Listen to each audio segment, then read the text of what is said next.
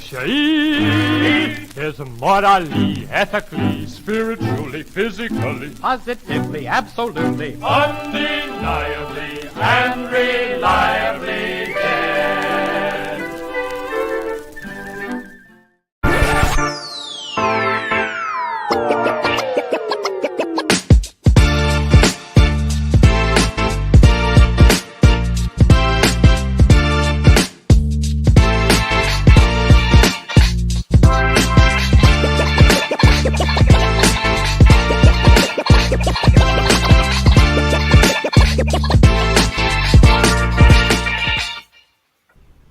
Hello, everyone. Welcome to the Atheist Network Group / Promethean Secular Frontier Backstage crossover. I am Bryce Aroni, host of The Bryce is Right on the Atheist Network Group and Secular Soapbox on Promethean Secular Frontier. I would like to welcome everyone in the chat, every one of the panelists who agreed to do this and to get some cross collaboration going between our secular communities. And I guess I'll just start by kind of introducing around the room who we have right now. By the way, I apologize if you guys were expecting to see Oz, the Great and Powerful. He will be here. He is fashionably late. He has executive producer type duties to attend to. And so I am filling in unexpectedly to warm his seat until he gets here. In the meantime, we've got some PSF people, regulars, producers, and hosts there, starting with Electro Live, aka Scott. I'll just go around the room. We also have Josh the Archon, the mastermind of PSF, and it's fitting that your head is right next to the PSF icon we have there because that's your baby. We've got Phil Calderon, one of the producers, backstage guy usually, who makes all the magic happen, along with Wes, who I think he's in the background listening in spirit, but I don't know if we'll get his voice or not. But and we have a special guest, Be-NoJustBe. So how's it going, guys? Really good, fantastic, actually. So I can't complain.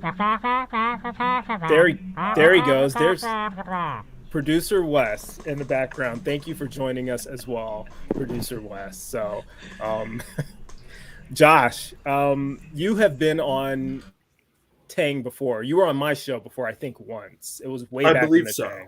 I believe so. Yeah. It was way back in the day. You kind of started PSF a little bit after Oz started Tang.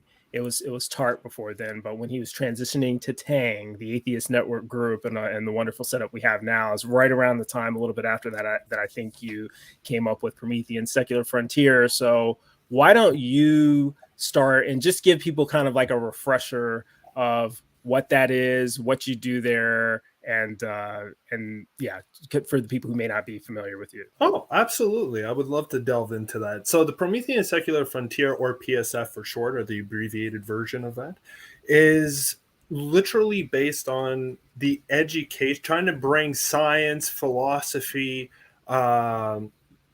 every sort of thing that you can possibly think of that is based on having a better understanding of how we came to be and how we can look at things through a secular perspective. We want to bring that to the general public to the best of our capabilities through education, through conversations, through a plethora of different other ways in order to relay that to the individuals who are viewing our channel. And a lot of those individuals are people who are Tang, both watchers and members, right? Absolutely. Yeah. And I think it's the best way in order to actually have both channels kind of grow, is that we need more collaboration amongst the channels in order for us to actually give each other love, but let's switch that. keep it PG.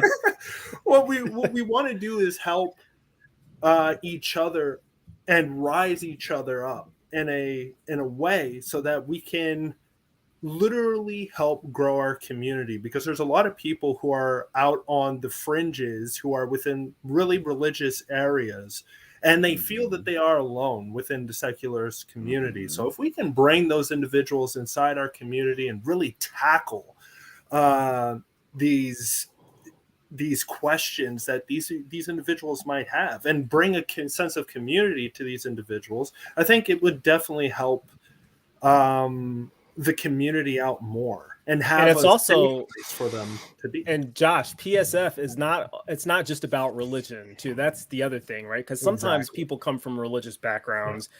This is particularly true, I think, with recently deconverted atheists and agnostics and non-believers. They are angry with religion or angry with religious people, and they need to talk about religion, and they need to talk about the harms of religion, and that's really kind of what TANG is for, partially. It's not all it's for, but we do a lot of that at TANG, you know. I mean, Oz's motto, Jesus was a myth, you know, and so there's definitely a large pool for that. But then we don't always talk about religion over at PSF. You mentioned science education, and we do some politics sometimes, and we do a lot of it's a little bit broad for people in the secular community who don't really want to talk about religion or even hear about it, but they just kind of want to talk objectively about real world things, right? Exactly, because that's the thing, is that if we're trying to promote secularism, the reality of the situation is that you can't just hit religion. You got to hit the other perspectives as well. You got to hit up politics. You have to hit up the sciences, and you have to hit up philosophy, so that individuals at least have the knowledge that they need in order to engage in conversation if they so want to, or anything towards that extent. And I think that's what we're trying to do and promote on the Promethean secular frontier. Yeah, I concur. It's it's not just bashing religion. It is about what's interesting in a world where you are essentially not talking about religion, right? A secular world is it's not anti-religion. It is without religion. So once you take that out of the equation, what's left? It's understanding what's real. That's why there's so much science involved. And sometimes it's whatever topic that sounds interesting at the time. So we're probably going to do a little bit of that with this kind of format too. So Be-NoJustBe. Thank you for what's up, appearing Rex? with us. I have to ask you, because I'm not familiar. Do you frequent both channels? Are you subscribed to TANG, the Atheist Network group? Because I am. Yes, I am. I am subscribed to both of the channels. Awesome. I love hanging out with Oz, and I've known Jena for longer than I've known Oz, which I think I've known Jena for like, I don't know, a year and a half, and Oz about a year now. And they're just great people, and I love hanging out with them. And Jena's my, like, I don't know, kind of adopted niece, so. You're talking they're good Jena, people. Jena so Miyu, I'm assuming. Of course, the Jena, right? Yeah, okay. Everybody knows who Jena is. we don't get a couple of Jenas sometimes. No, we I'm get just Jenas kidding. as guests. No, you're right. You're right. That's so fair. But yes, absolutely. But the ones I'm familiar with, I think she's the only Jena I hang out with. So, but anyways, so I've been hanging out over on TANG more, and of course I was on the stream with you the other night for the Umbrella call-in stream. So that was kind of fun and get everybody and hang out, and we had a good time. We need to get you on. We need to get you on a PSF show as well. Maybe Secular Soapbox or the Crucible or something like that. Because as long as you're bullshitting, because I don't have like a book of knowledge in my head. Like I'm more of like street smarts kind of person, and I can bullshit and I'll talk all day and I can get into a subjects with you. But most of the facts I lay down, or I think, in my opinion, that it's. That's what I do, because I don't really know. Well, but you just mentioned street smarts. Street smarts is a thing. Yeah. And it's necessary, right? Sometimes we need people with street smarts, because you can be book smart and still dumb as a box of rocks at the same time. Well, I mean, not just. I shouldn't say. Let me correct that. I shouldn't say street smart. I should say what I've learned is what has been shown to me in my life. Fair enough. So that's what I know. Yeah, and I mean, I would hope everyone would also be able to make that claim. But the idea here is you've been shown things through your unique experiences that other people haven't been shown, and so you can share your unique perspective. as a member of the LGBTQ plus community. I don't know where you're from. Where are you from? I'm originally from the East Coast. I'm a Navy Where on the brat. East Coast? Virginia. Portsmouth Richmond? Naval Hospital specifically. Portsmouth. Electro Live just gave a thumbs up. Is that where you're from, Scott?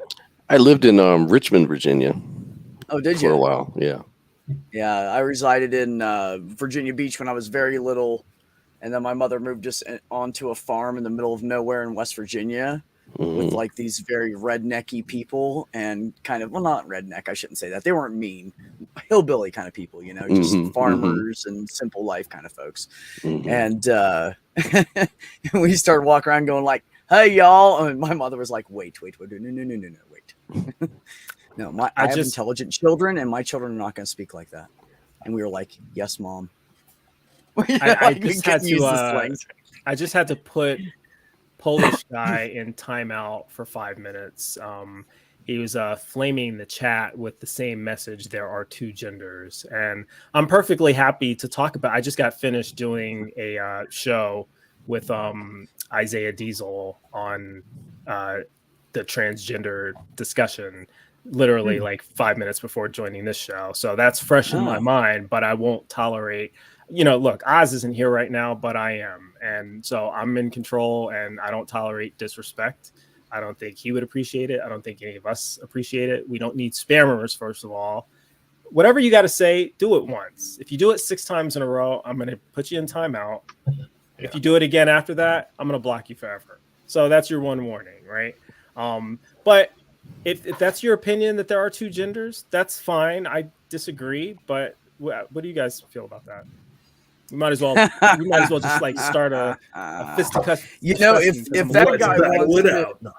that guy wants to ask questions so he can learn stuff and he's respectful, I'll answer any question he has. Yeah. So but if he's not going to be respectful, I don't have time for it. Exactly. So we'll see when he comes back in 3 minutes or however much time's left. I don't really know how this technology works when you put someone. You can tell one of my guys is in the chat. You see Ox? No dicks. That's my rule on my channel. No dicks. There you go. I like it. You're an asshole. I won't have it. I'll just kick you out. Yeah. We probably won't be seeing him again. There you go. Aunt Jer, she is a moderator here. And she probably recognizes the person, so fair enough. Jer and I go way back. I know Jer. So, but yeah, I mean, that's a, I don't know. How many genders are there? Do we know? What is a gender? Isn't a gender kind of a made up, like, I think gender is a social construct. That, man. I don't know how it's like every 2 months I find out there's another one. I can't even keep up, and I'm under the umbrella and I can't keep up. Like, I don't know, man. We just had, because the thing is oh, go ahead. Oh, sorry. Oh, you no, sure? Go ahead and finish your thought. I'll talk about it. We started out with these basics of gay is, or queer is gay man and lesbian gay woman. And then people were like, well, really, I like both. Okay, well, you're bisexual because you like prefer both. Hey. Okay, here, cool. Then we're there. And then we came off with, okay. And then people started going, hey, you know what? Trans people need rights too. So, okay, now we have the trans. And then you have people that are like, well, I don't really identify either way. So then we get non-binary.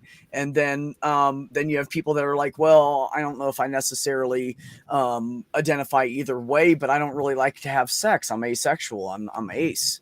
Okay. So now you're ace, but you're non-binary. So you kind of overlap there. And then there's so... Yeah, I can just go on for like an hour if I could remember all of them. Yeah, which I cannot. So not all of those are genders, but some of them are. And I think but it's just saying there's so many it's so detailed and so I can't keep up with the kids, man. I'm officially getting old. I can't keep up with this new generation that's figuring out all this stuff faster than I can freaking intake the information. But you know what? You're making a good faith effort, and that's what matters. It's the people who don't even try that irritate me. The people who are just stuck in their ways, and they use their age and their generation as an excuse to be like, to hate on whatever they hated on back in their era, Well, we hated black people when I was coming up, so it's not my fault. It's my generation, That's just how the things were back then. Cool. That ain't the way things are now. So get with the program. Right. Bryce, I've been saying for years now, I don't even know how long, 15, 20 years, that the problem with our government in the United States is that the old white guys are still in charge, and we need to get rid of them. Well, they need to retire and let younger people step up, because these younger generations that are coming up here, they're not, first of all, they're informed. Second of all, they're not taking any shit. So it's going to get better. What's significant about today? What do you mean? President of the Senate, Kamala Harris, just confirmed the first African-American woman to the SCOTUS. I fucking know. So, dude, I was cheering. I heard it in my truck, and I was like clapping driving down the road. I'm fucking all about it, man. Hell yeah. And speaking of that, one of the questions that the Republicans asked her, one of the absurd questions was, can she define a woman? Did you guys hear that? Did you hear that, Josh? Can she define a woman? Yeah. I did not hear that, but one of the senators asked her, one of the senators asked, could you define could you provide a definition for the word woman? What's that got to do with the price of rice in China? Okay. Exactly. Literally. And she very wisely said, no, I can't. One, because I don't think there is a legal definition, and that's the only thing she's there to talk about is her legal perspective. Right? And no matter what she says, they're going to twist it around against her. Anyways. Correct. So strategically, she's got the wrong skin color for them. Period. Yeah. Yeah. I know. Yeah. So, I see it all. I literally have days, Bryce. I've had days in my life where there's been all this racist crap just piling up, and it's all the time, and we all know that. But sometimes it's like a lot at once. And every time you turn on the TV or you turn on the radio, that's all. And it just God, it pisses me off. It pisses me off that people care about what people are wearing and what the fucking color of their skin is. What the fuck does it matter? If me and you, Bryce, got in the same exact car accident, same exact everything, we would be injured pretty much the same. It doesn't fucking matter. I think we bleed the same color. But the shit pisses me off, and I just. I have to disconnect from it for a while and I swear on days like that, this is honest God truth. Sometimes I wake up and I go, man, I wish I wasn't white. I'm not kidding. They piss me off, and people look at me like because I just look like them. I'm one of them. Maybe that's the condition. Maybe that's a condition of being where you are in Virginia. I don't know what the demographics are there. I don't know what the politics are in your area of the world. You shouldn't. I don't think people very progressive and accepting of everybody. It's weird. Okay, I'm so accepted here. It's weird. Then you shouldn't be ashamed for being white or anything else. I think. But you see what I'm saying. But you see what I'm saying. Like but this is back. This is back before I lived here too, and I lived in some horrible fucking places, and I didn't want to be associated with those people. But the problem is that when we look predominantly to the individuals that are starting these type of issues to begin with, is predominantly on the right. Oh, predominantly. That doesn't mean that there's no leftists that don't have. Oh no, there's leftist weird hate. Thought process either. I'm not stating that. Well, where you start seeing racism, or you start seeing the definition of classism and the division on these type of bases, well, this comes from particularly the right, the conservative right. And I think that what we need more education in order to combat the nonsense which is coming from the right, and we need more politicians on the left to call out the nonsense of the right. But the problem is that we don't have that at the moment. Yeah, we don't. The left is constantly in flux with each other rather than trying to. Sorry, go ahead. What's that, Phil? We have less racism on the right than we used to have, which is interesting. And it's what do I we though? I think we do. Yes, we do. Less racism pretty on the much right. Everybody that was on the right was racist back in the day. They went two generations I'm ago. old enough to remember that. One of the things that gave me some hope when I was, because I studied personalities and things, was gosh, I can't think of the guy's names. It'll come to me. there was study on what makes up conservative personalities, and one of the things was basically sticking to your guns in terms of opinion and going with the crowd and sticking with it. You know, the loyalty piece of it. Right. But what was most fascinating is when the trends shift, that majority will shift with the trends. So you are seeing that happen with the case of racism on the right. The racism in this country is predominantly on the right, but it is much, much less generationally than it used to be. And that means it will continue to be less dominant on the right. And since it's dominantly on the right, that means it'll be less prevalent in society. So there is hope in that. The one thing that for some of these other groups too. The only thing that kind of concerns me, like, and this goes for the right and the left, is because basically I think it comes down to, are we going to move forward, socially putting people in groups, or are we going to treat people as individuals? So if we box people into groups, we sort of go against the very premises that we're fighting against, looking at black people as a monolith, looking at white people as a monolith, looking at them as groups of people, right? And I think what the danger can be is that, Martin Luther King says, we should judge people by the character and the content of their character, right? Yes. But what happens is with this, a lot of political correct stuff, a lot of, we try to regulate how people see each other, view each other. And we, you can look at issues like, say, reparations or affirmative action. We're approaching to solve a problem with racism by viewing people in groups, right? Yep. Which I understand the spirit of that, that it is a positive thing. But what I kind of get concerned about is, are we sort of doing more harm in maybe another way that can kind of backfire in a way? Because if we start going on this line of group mentality, then I can foresee a lot of issues coming out of that if we don't see that now, right? What do you think the solution is, Scott? How do we address the division that's already there, systemic in our institutions? Because there are divisions that were put there, starting off in the law, and now through the economic effect, all of the institutions that basically recognize, when people get arrested in this country, we're in the United States right now, when someone gets arrested and they get booked, the cops, they have to do a report. And one of the things they put on the report is the race of the individual. So it's not even like we're doing this to ourselves. Like, the person doesn't even have to identify as African-American or Hispanic or they see it that way. It's just whatever the cop thinks that they are is what they mark, Well, this, for me, they do have to do that for identification. I see this in my own life. Like, the reason that say I don't have a racist bone in my body. I don't. My children are black. I have family that are black, Africans, black Americans.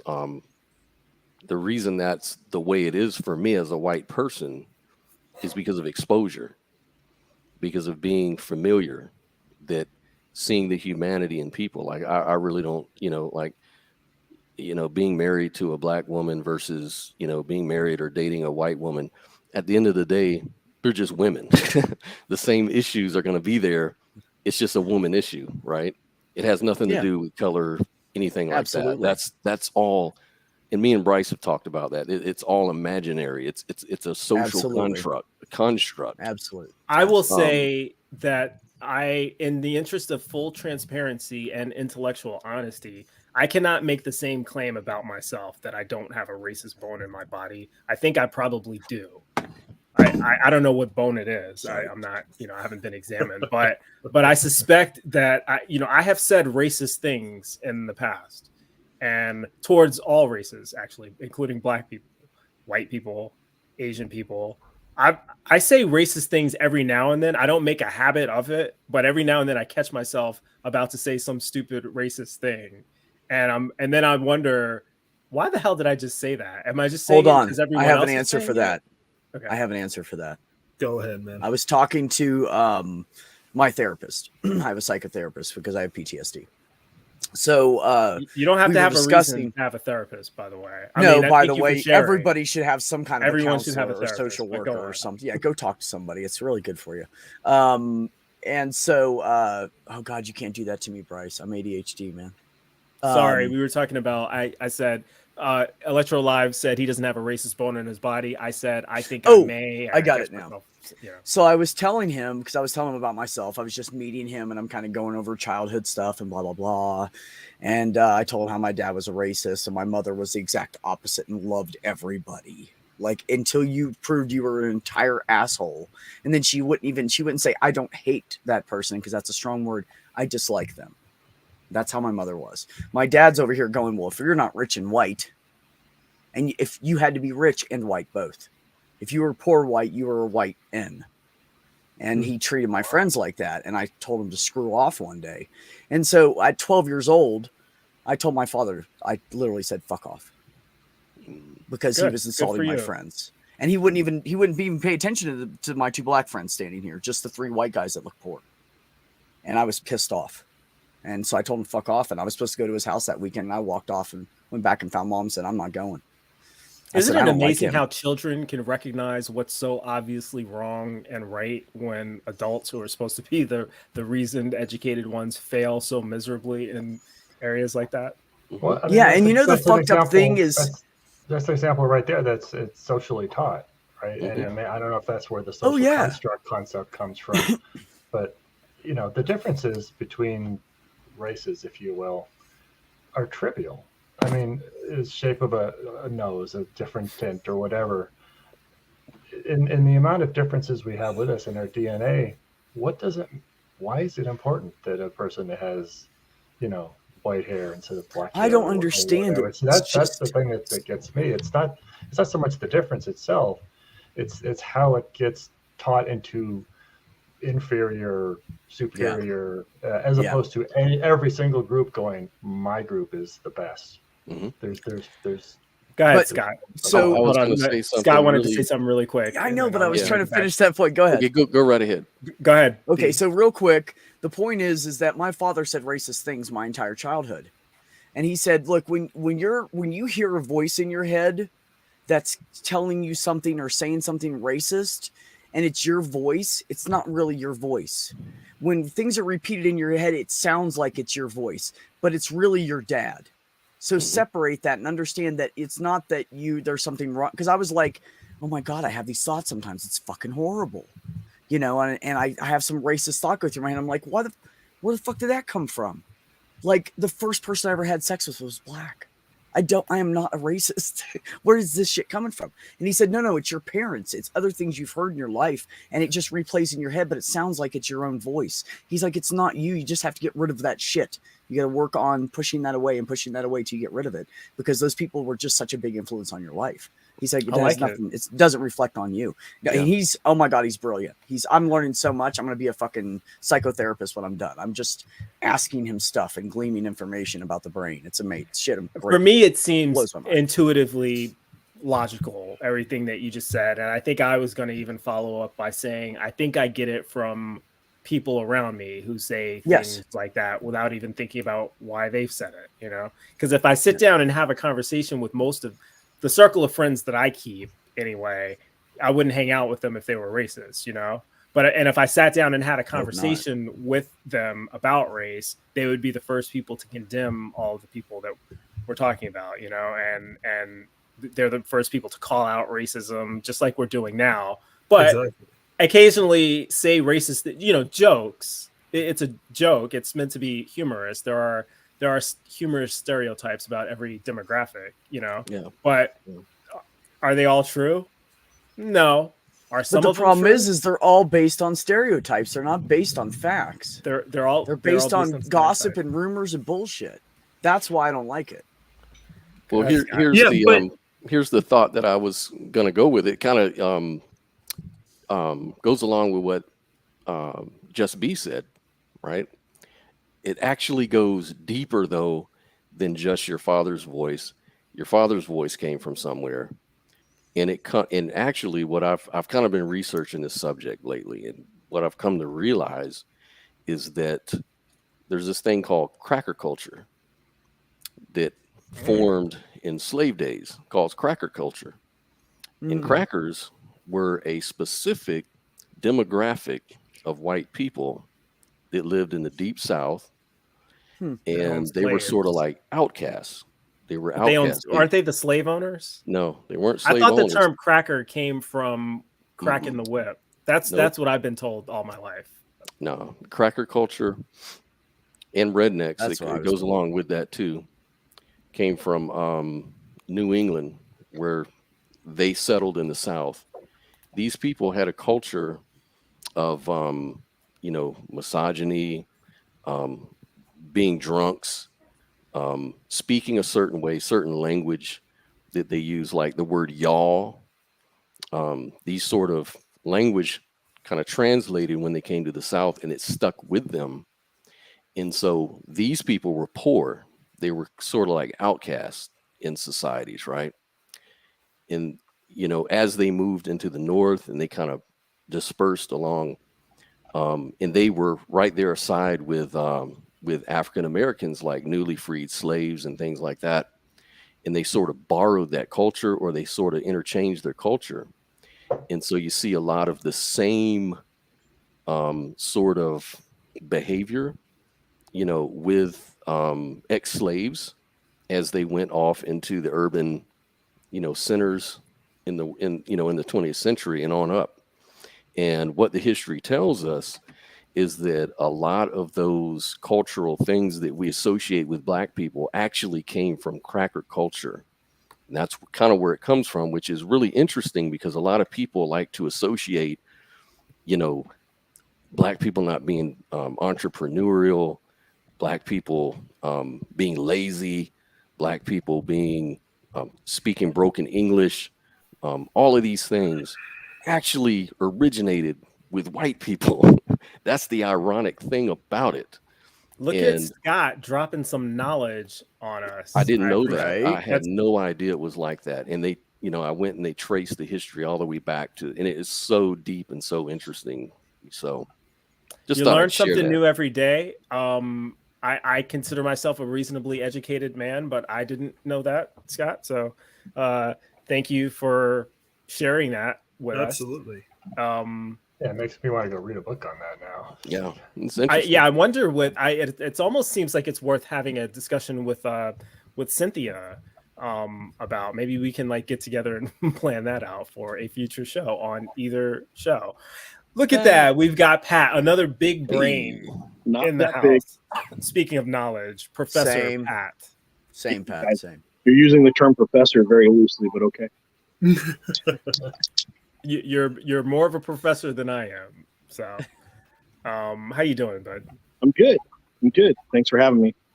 What do you think about all this? So you have thoughts. I do have lots of thoughts. So as we become increasingly hybridized culturally, I think this issue will eventually resolve itself, but we'll have pushback. And a lot of good comments made. But I do want to point out that one of the issues is that race as a concept and as a historical reality is been defined quite some time.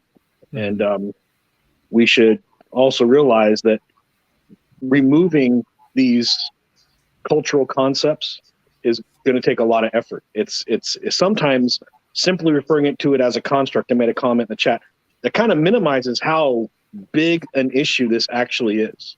Well, it's just a structural construct. Well, right, but this social and cultural construct has been around for at least 3,000 to 4,000 years, as far as groups defining race by skin pigmentation and cultural differences, right? So, this is something that's going to take more than just a few weeks, and it's something that people that are really in the field are trying to tackle. And this may not be a question for the majority to weigh in on. This may be the experts in the field that are really looking at these issues and understanding all of the permutations of the various nuances, really, which should be the people we're looking to, rather than politicians and populist rhetoric. And, this may be the one case where a democratic institution will fail to properly address this issue. Well, I am perfectly agree. content. I am perfectly content deferring to our resident expert in the field, Josh, because I'm sure he probably has thoughts on race and how it's defined. I do want to say really quick, though, Pat, that just piggybacking off what you're saying, I think a lot of people hear us say that race is a social construct, and they interpret that to mean that it's not real. But social constructs are real. Yes. Reality, reality encompasses social constructs, and we have to deal with the reality of race. I say this a lot on some of the various posts that I make on Facebook, but race exists because of racism, not vice versa. There's this idea that we have racist people because race exists. Well, no, race came about because people are racist and decided to start categorizing people. It wouldn't exist beyond that. Go ahead, Josh. Right. By the way, Josh is the resident expert because he's a cultural anthropologist, so he may correct me on that. But go ahead, Josh. But for me, the one thing that I do see, and this is the issue when it comes to the problem of racism, is that I think it's more of a mental aspect rather than it's more having to do with the brain interacting with the environment of which it's in. And where people start to categorize themselves in, just like how Electrolife stated, into groups, because that's the one thing that comes sometimes with civilization. And I would even state sometimes even comes with tribalism in general, is that my tribe is better than the tribe across the way because we have developed in a certain way that is better than the tribe that's over there. And that tribe seems to be more vicious than mine. So I got to act quickly in order to subdue that tribe before they do anything to me. So I think the reality of where racism actually came from, in a sense, is a subconscious fear of the other.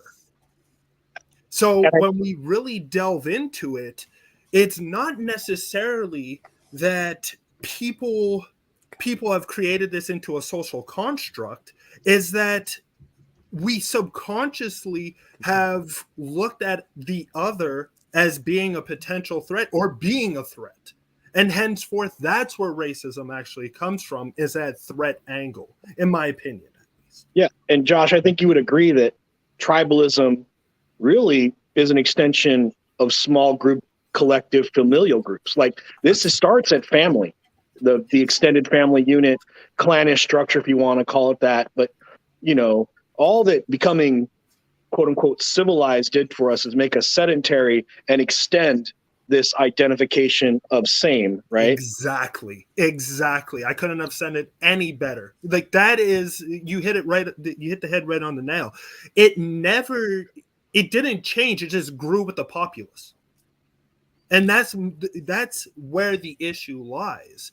And the thing is that we have certain individuals who do interact with other races, and they understand that, okay, maybe where my ancestry or my parents looked at this as a potential threat, I don't see it in that particular way. But a lot of people don't necessarily understand that you can have one thing wrong that happens to you, just one, a horrible encounter with somebody of a different race, and that could completely change your mindset for the worse. For anybody and you can watching, look at that other person and that collective as the issue.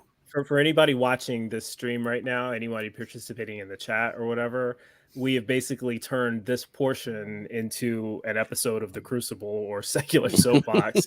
So if you're curious about what PSF is and you're not subscribed, this is kind of what it's about. We do this all the time. So come on over to Promethean Secular Frontier and subscribe, because this is kind of our normal shtick over there. But we just lost. Who did we lose? Oh no, we lost Pat, and let's bring him back into the stream. There we go. Yeah, Don't touch that button. I just learned.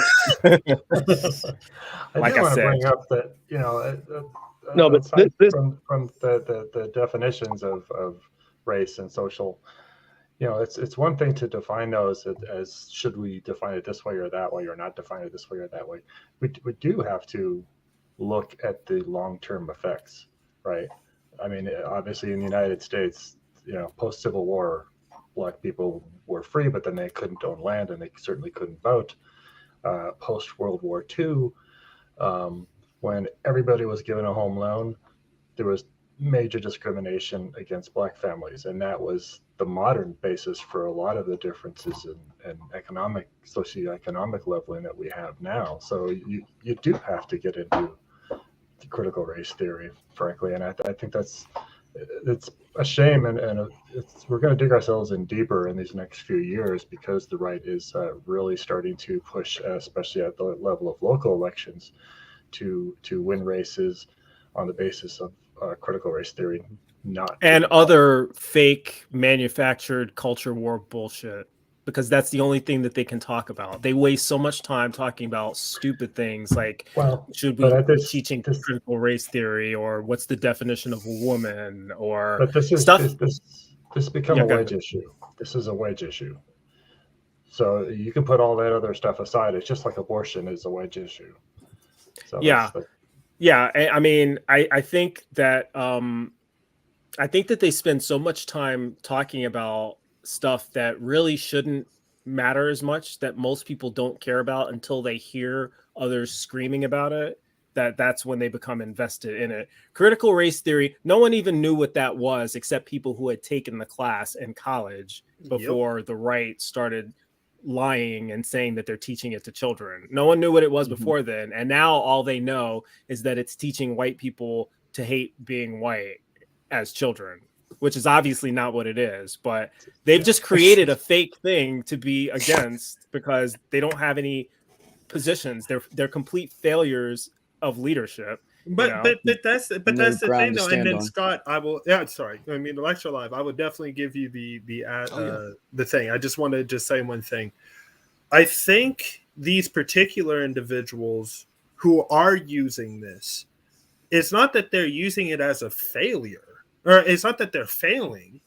It's that they know exactly what the crowd wants and what their constituency wants. So in a sense, it's not that they're failing, is that they know exactly where they're reaching for. They know who they're reaching for. Yeah. And they know the constituencies, or their constituents, I apologize, will go right behind that rhetoric with barely any problem whatsoever. So it's actually a smart tactic on their end in order to try to perpetuate this. The problem is that the people on the left, or the people in moderate, I don't even care if you're conservative, but you're not racist in general, should be calling out these individuals and actually stating that this thought process is incorrect, and calling out other conservatives or anybody else, moderates or whatever, who are utilizing this type of rhetoric in order to rally their constituents. All right, Scott. Right. Yeah. And then B. I had a thought when you were talking about that, and the real ironic thing, right? Like conservatives, and I consider myself leaning towards fiscal conservatism, but I'm liberal on social issues. But fiscal conservatives and conservatives traditionally have been pro-capitalism, right? Now the alt-right is all about, demonizing the left and raising these cultural issues and attacking, cultural issues. And there's a war, and they want to fester this and just try to gather power for political reason. What's really ironic about that is that with conservatism as its root, we're talking about capitalism. It doesn't really help the capitalistic system to limit itself from all that talent that exists in look, that's our resource is people. Whether they're black, gay, women, these are the people. You and I are intelligent enough to recognize that. I think everyone on this panel is. Yep. Do you think that they don't know that? because if they don't, they're stupid.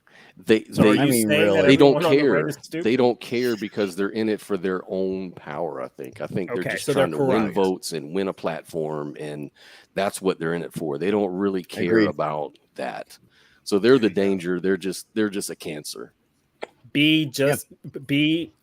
Be-NoJustBe. You looked like you wanted to say something when Josh. Yeah, but it's far past now. It was. Never mind. Sorry. Well, no, it's fine. It's fine. That has a tendency to happen. Yeah. We love Josh. No, you guys are great. I'm learning stuff. Go ahead. I'll keep my mouth shut. I'm good. But yeah, I think that these particular individuals know what they're doing. And the thing is that they're aiming for a particular agenda. And this particular agenda has individuals that actually like that thought process, like that ideology. So henceforth, they're going to keep rallying those individuals. And it's the same as I think. And now we're going to delve into politics, if you don't mind. But it's the same as I think with what Trump's doing right now. He is building his constituents again.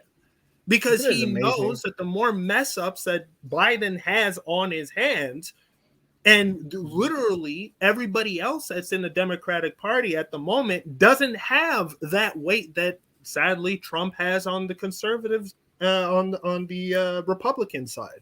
So I'm going to call it here. I think that if Biden doesn't start changing the way that he's doing things, I see another Trump presidency for 2024. Because I don't know if that particular thing will happen, but I will say that I agree with you that if Biden doesn't get himself together, he will not be reelected. Oh no, Trump is already rallying the fort. He already has. He never stopped campaigning with him. Yeah, are still with him. So that's 75 million individuals. Those are still 75 million individuals that are with him still. Yeah, so I got you. Unless you can have a particular candidate that is able to beat that, or people just say screw it, even though we don't like Biden or whatever the situation is, we're going to continue to vote for him, and there's nobody else that comes in that messes up the election, for instance, for the Democrats or whatever. And I'm sorry, but anyways, I'm not going to delve into that. But if there's another person that comes in and it takes away the votes from Biden, Trump 100%, I have a feeling, is going to get back in again, and we're going to have another 4 years of Donald Trump. So, but this is now up to the people. This is now up to the people to decide what they want. I think that the Democrats are pretty terrible at wielding their power and influencing their base. And this is one area where I have to give Republicans credit for, as horrible as all of their policies are, and as corrupt and evil as most of them are, they're just better at politics than Democrats are. Yeah, and a lot of Democrats too are just they're playing the politics game, and that turns off people because even we can agree, like you can say that the Trump supporters are a basket of deplorables or this kind of language, this kind of stuff. What you're doing is you're alienating like 50% of your voter base, and maybe even the people who are undecided. You may even alienate them with that sort of rhetoric or that sort of playing politics. And that's why they're so bad at it. They're playing the game that the Republicans play, but the Republicans play it well. I think I disagree with a little bit of that. And you're referencing Hillary Clinton right now. And I don't think that that's why Hillary Clinton lost to Donald Trump. I think she lost because she made a bunch of tactically stupid decisions, and she's a career politician who's very egotistical and full of herself, not too dissimilar from Donald Trump, by the way, but I think she underestimated her likability compared to Donald Trump. She assumed that Donald Trump was so unlikable and terrible that people would just vote for her by default, not realizing that people thought she was unlikable and terrible too. She didn't even campaign in the key battleground states that Barack Obama had won. She just took it for granted that they voted for Obama, they'll vote for me. Well, they didn't. They voted for Trump because you didn't give a shit about them, right? So I think that's the real reason Hillary Clinton lost. As far as her comment about Trump being deplorables, I think that's one of the truest statements that she's ever made. and she doesn't make a lot of them, so you have to find them where they are, right? And I think I actually regretted the fact that she tried to walk that back. I thought that was weak of her to walk back. I know why she did it. But it's the statement like Bill was Maher. true, and she shouldn't have walked it back, in my opinion. I agree. I sort of agree with Bill Maher when he was saying that that the language that each side uses actually to sort of demonize each other can be a put off, and people, I think, more reasonable people want to see issues resolved, and they want to see, their issues being addressed, rather than saying how the other side is wrong and the other side are stupid and the other side are this and that. It's not really addressing the concerns of the people, right? And that's where I was going with that. But yeah, you're exactly right though, because let me give a shout out to Ian Davenport, who just gave us a $5 super sticker. So definitely appreciate it. And let's also bring in the executive producer of the Atheist Network group, who is fashionably late. Oh my God. Is that Oz? That's one way to look at it. That's one way to look at it. Or it could be just making a grand entrance, building up anticipation, and because he's the star of the show. So I don't know, whichever way you want to take it. No, I got off work later than I thought. That's all. There you go. I actually am gonna have to cut out soon because I have not eaten all day since breakfast. Yeah, I've got to cut out a little early myself, but I got a few minutes, quite a few minutes. But definitely carry on. How you doing, Oz? I'm good. Your best friend Isaiah gave me a message to give to you. He said he still loves you. Isaiah words Perez. to that effect. Fuck that. There you go. I was wondering. Is it written in a book somewhere? I was just told to deliver the message. He loves you. Respond to that. Deliver that one back. I'm sure I won't have to. I'm sure it'll be on the record for him to see. He's probably already heard it. Probably. I got a question for Josh. So you're the anthropologist. I'm the archaeologist, historian. Our business is identifying and studying cultures, comparing, contrasting, finding norms, and also what we call identifiable cultural normalities within groups, right? Right. So I think you both would agree that groups are the ones that determine who are in their group. Absolutely. Outgroups don't determine who gets included, right, in the otherness. Exactly. We right now have a group that is refusing to integrate for all intents and purposes. And for that reason, all of this debate and discussion, people like you and I and Bryce and Oz and everybody that's in here, we can't make acceptance the norm. So you're absolutely correct. What do we do when you're not in the in-group? Our group is the group of inclusiveness, and you could say it's inclusive to the point of maybe sometimes ignoring the realities of culture and ethnicity and some of these things, because I do see that a little bit too. What do we do? Because there's no hard mechanic for doing this. There's no sledgehammer. There's nothing we can do to force this. And education, to be honest with you, doesn't seem to be the vehicle. It's not. It's definitely just not. Time. It's not. I think the issue, because that's a really great question, and I think the predominant issue that we run into is the sense of unity behind an idea. Because it seems that ideas sometimes even trump cultural biases, in a sense, and unite people together underneath a common cause against another cause that is more regressive, hopefully.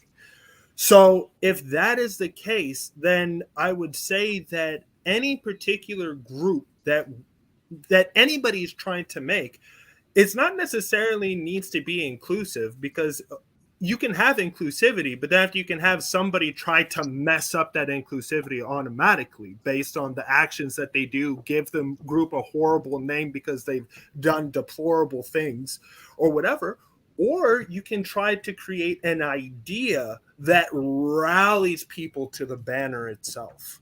And from there, we can then start to tackle these other issues, these social problems, these political issues, and so on and so forth. But the problem is, what is the idea that we need to put forth in order for people to jump on the bandwagon? And that's the problem. So that's the thing that I'm not even sure about. But I think it's definitely something that we do need to look at more than just saying that our group is something that either attacks a particular other ideology, but has nothing that unifies the opposite side or your side. So Right. all of a sudden, when you need to unify to move forward, you're kind of just left in the dark or left in the dust because everybody starts to disband. Let's let I think Be-NoJustBe wanted to reply to that, and then let's give Oz the floor because he may or may not have some announcements. But what did you want to say, B? I'll try to be brief, Oz. So I think the problem is that I think we're thinking of it wrong, and we need to use the social norm against itself.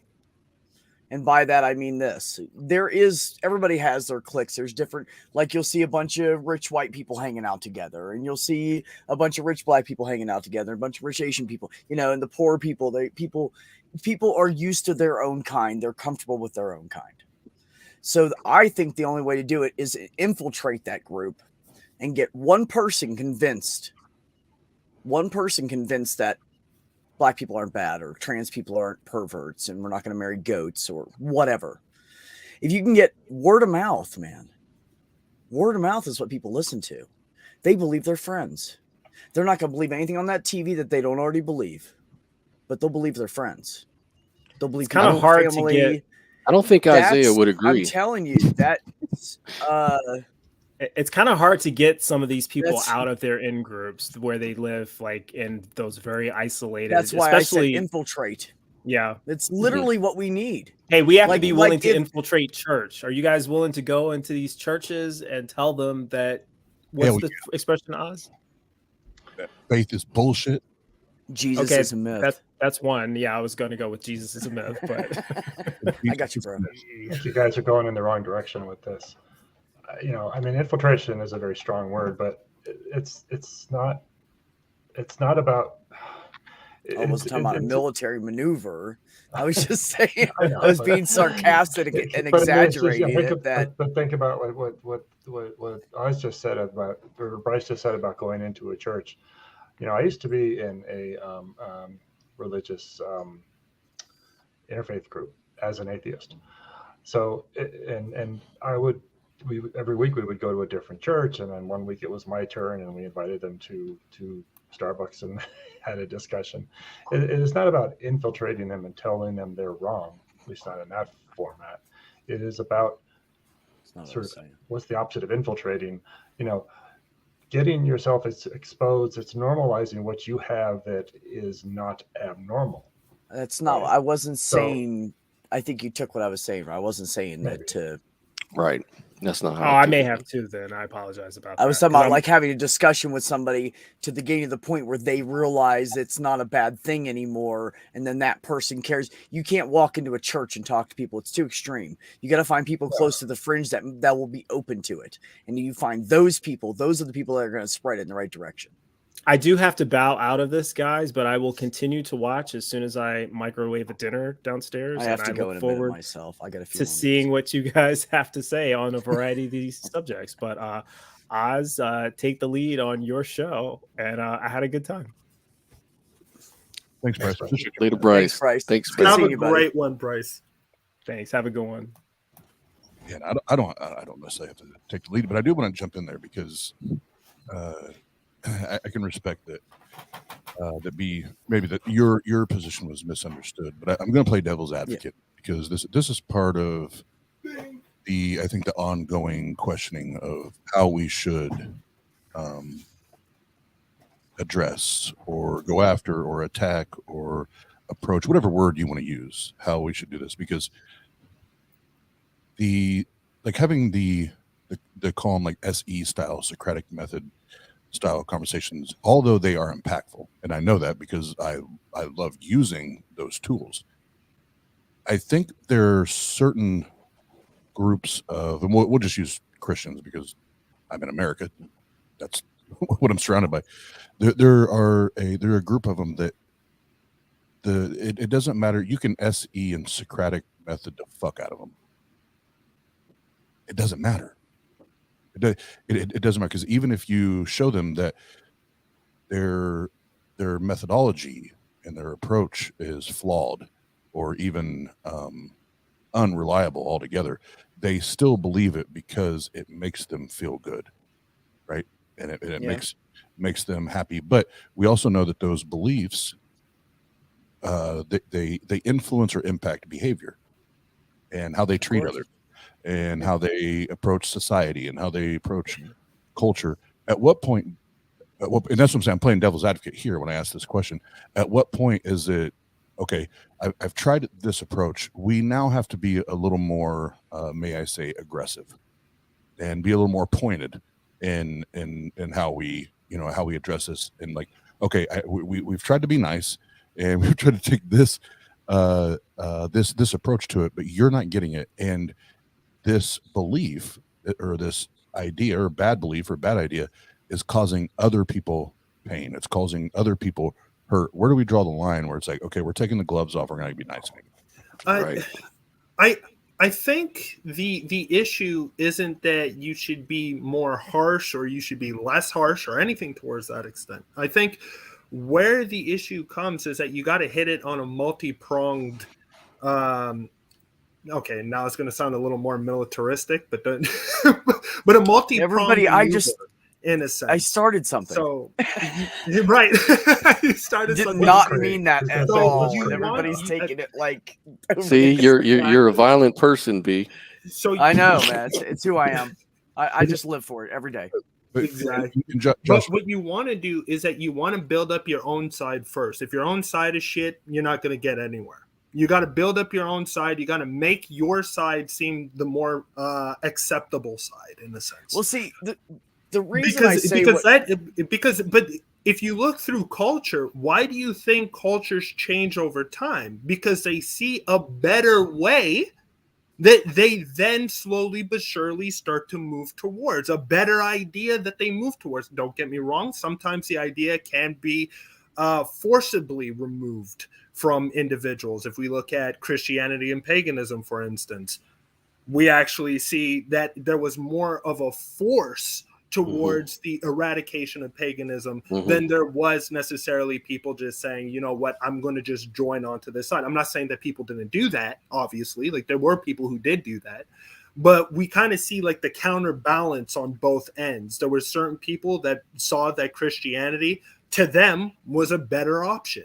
But then what ended up happening was that when the Christians started to grow in number, the persecutors were then the persecuted were now becoming the persecutors of the other older faiths that were around them at that time.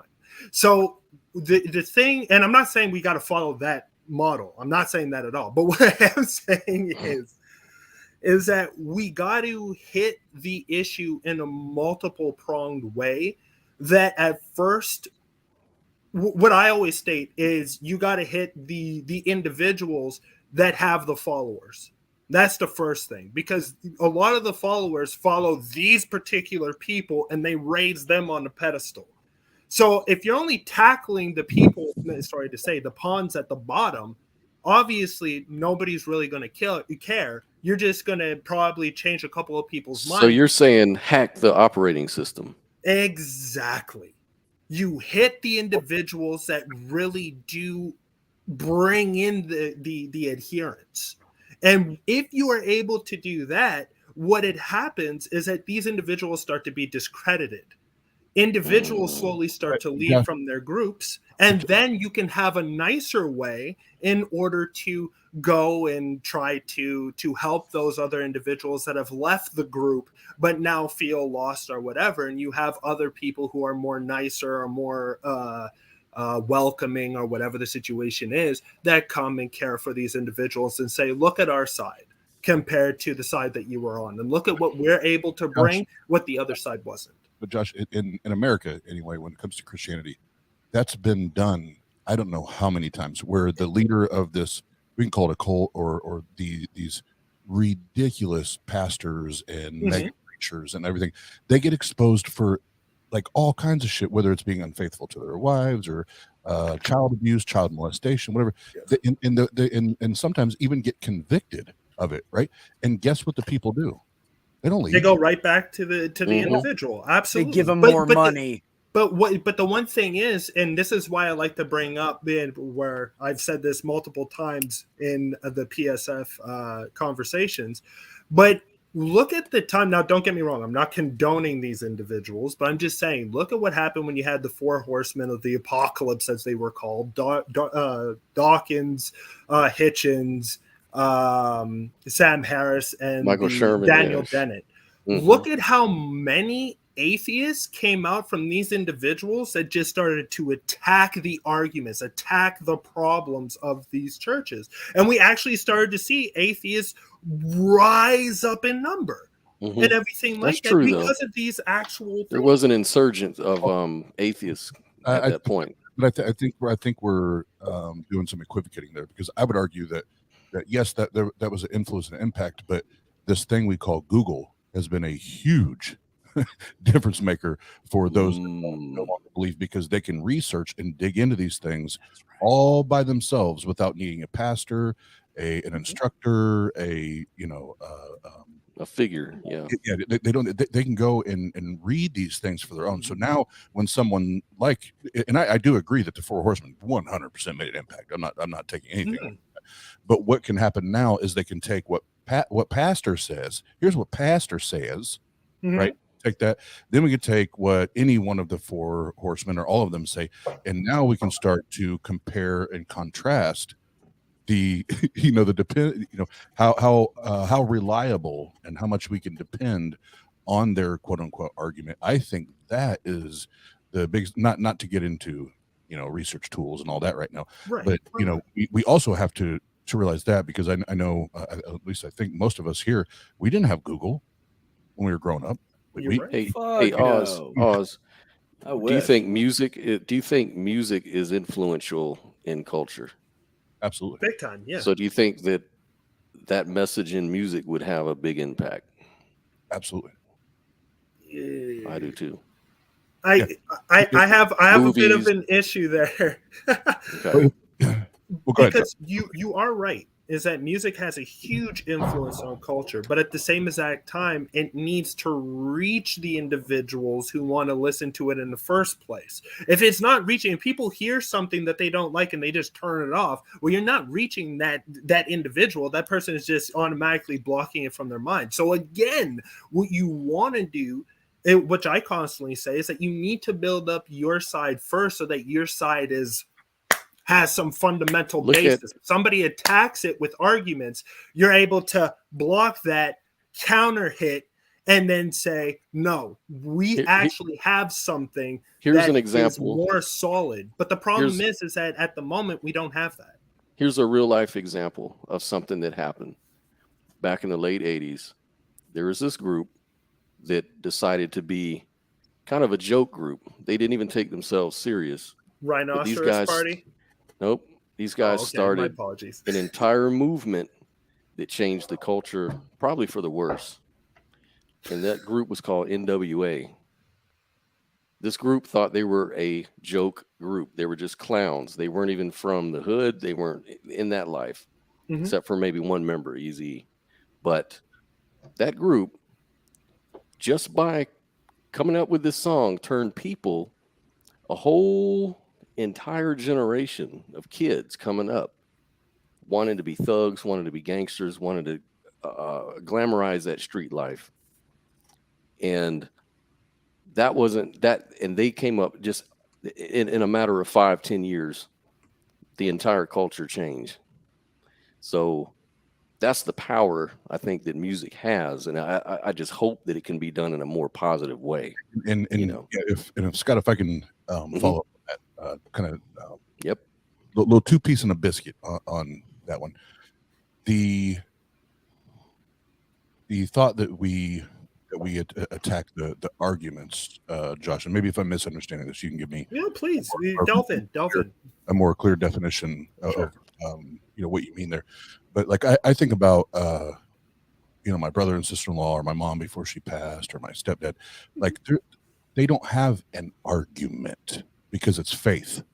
There is no argument. You're lay Christian. It's there's not an argumentation. It's they believe on faith. They could not go toe to toe with anybody right here as far as trying to substantiate their Christianity. Right.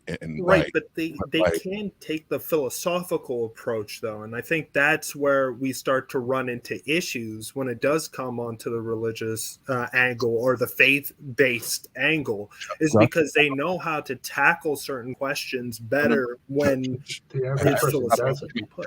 Josh, I have to stop you. Go ahead. Stop me if you need to.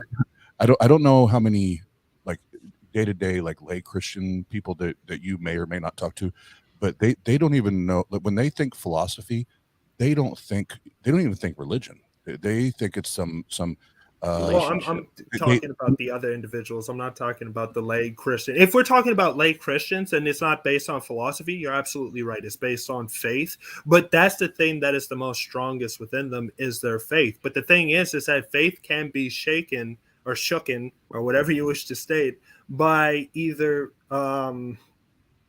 good, like, for instance, there's an individual who we all know, I believe, and he used to run the EA show, and he had really good arguments in order to counter Christianity based on the resurrection and the other arguments, which I really don't care about. But he was able to tackle these in such a way that it actually started to lower the lay Christians or shake the lay Christians' belief system and faith. Because it's very true. If you start flipping the table over with the resurrection, if you start flipping the table over with these other arguments, as I stated, which I forget, slowly but surely you start to change the individual's minds. Because that's the thing. You make them want to look up things in order to defeat your argument. When they look up things and they start to realize, oh shit, like, maybe I don't have a fundamental ground to stand on based on this type of argument, you slowly but surely start to shake their foundation. Josh, I sort of agree with you in a way, because I'm one of those people, right? So I understand that I was converted through reasons, right, for myself. But I don't mean this. I don't think that the person we're talking about represent most people, right? Unfortunately, definitely not. I think most people that we're, if we're trying to change the culture, we're looking at the people who make up the church, which are the lay people anyways. These people don't care. These people are all about faith and feeling. Yes. They appeal to emotion. I know this 100%. These people are all about feeling and emotion and how they come out of church feeling. That's what we're competing with. Absolutely. And I don't care how many arguments you come with. You can't compete with that. You can't compete with that. Yes, you can. But that's why I'm stating the first thing is first, before any other, even the arguments start flying or whatever it is that you need to make your base stronger. That's the first thing. You need to be more united. You got to offer people something different and beneficial compared to where they came from. If you're not offering anything except for, all you just have is faith and that's it, come over on our side, you're not going to believe anymore. But besides that, and you'll be more rational. Well, that's not an argument. And Josh, last week when we did the stream, we kind of talked about that part, and I don't want to jump back into that because I don't even know where to go with that part of the conversation right now. But when we're talking about the Christian faith, the Christian belief, that's where now I'm kind of rewinding back to what I originally said. Once we went through SE or Socratic method, methodology, so to speak, and try to do that, and it comes down to, that they still just cling on to this thing that there's no evidence for. Eventually, we have to get to the point that it's we call brass tacks for. We call a spade a spade. We've done all of the tactical things that we can do. We've done all the things to be considerate and be kind and be gentle and all that. But at the end of the day, I don't know about you guys, and maybe I'm off base because when I'm saying this, I see a couple of faces cringing when I'm saying this. I want people to be dead honest with me. And if I believe some bullshit, I want somebody to tell me I believe some bullshit. Mhm. Right? And even if that doesn't convince me in the moment, that's even going to challenge me. So but you have to earn that right. You have to earn the ability to be able to say, all right, we've tried to do all this. I just got to tell you, this is bullshit. Like, I've tried to all these other tools. I've tried to use all of these other strategies. At the end of the day, this is bullshit. And I hope you find, I hope you find your methodology to realize what is true and what's not. But now I have to leave this alone.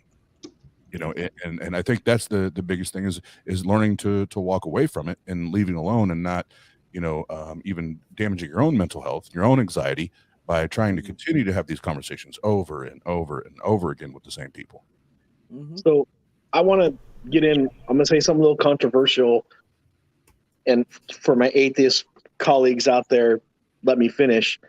You have to decide, though, social change. There's been a lot of studies. Josh will tell you, you cannot change a culture through you can't attack multiple norms at one time. Mm-hmm. You must attack one norm or one or two norms at one time. So atheists have to decide, is issues about race and equality more important than atheism? Now, in the individual, you can say once one goes, many go after, and it's typically a house of cards effect. But culturally, there's resistance to that change. So one thing, for example, we talk about faith-based groups. If we can get Christians, for example, to stop otherizing race, then that can be a mechanism to get rid of it. So once Christians identify all Christians, regardless of ethnicity and backgrounds, equals, then you can move on that issue. So atheists have to decide whether atheism and being anti-theist, anti-religion, it might be more important, because until we get a majority in our group that atheists in this case, we may not have the social pressure able to force that change because we're not in the in group. Exactly. And that's the problem, is a majority of people are either nominally Christian or culturally Christian, and then there's the adherents, right? It has to be those groups that want inclusivity within the larger group drive the dialogue. We can be friends, but if we're attacking the institution that's driving the momentum and change, then we're actually slowing down and reducing the effectiveness of the driving factor. And it's not that I'm glad about this. As again, Josh and I will tell you, from an anthropological model, this is really it's disturbing that this is how it works. But you look at the civil rights movement, it worked as a faith-based transition. Yes. That was it. It had nothing to do with atheism being right. And you may not like the fact that a faith adherence, the great thing is once someone with a faith-based approach goes, I believe everybody's equal because God tells me everyone's equal and being a racist is bad, then they don't need any intellectual justification for it. They just do it because it's normative within their group. Exactly. And that may be the way to actually approach this, more than say, let's deconstruct them, break them down, because it's going to take a long time to get this majority group. And not that you can't do one at the other simultaneously, but you have to be very careful with that. Because if you're in the out group and the in group, you become, even though you have a similar goal of equality, if these two groups are attacking each other on another plateau, what you actually do is weaken the one group's effort to change their own group internally. And so there's a lot of psychology, sociology, and anthropology spinning around here. Absolutely. That a lot of people have studied quite a bit. So real quick, Pat, if you could, and you know my brain, I'm ADHD. I'm not holding on it. Please, can you encapsulate that for me and give that to me? So when it comes to the issue, we started off talking about race and equality, and I think we were also talking about gender equality and LGBTQ issues. We have to, because we're not the majority, we have to get the other group to change them. And that largely, in many ways, may force us to be less critical, less attacking. Atheists may have to take a big step back and realize our push for an atheist majority may be secondary to reforming social issues that we find more important. Now, this is the hard reality, is we either go for a religious-free state or we make a lot of social changes first, which may then later drive a change to a more secular system, because typically you break one, then many more follow. But it's not like with the individual. You can change one person's mind, and then their worldview can immediately change. It might not. You may just change them on that one issue.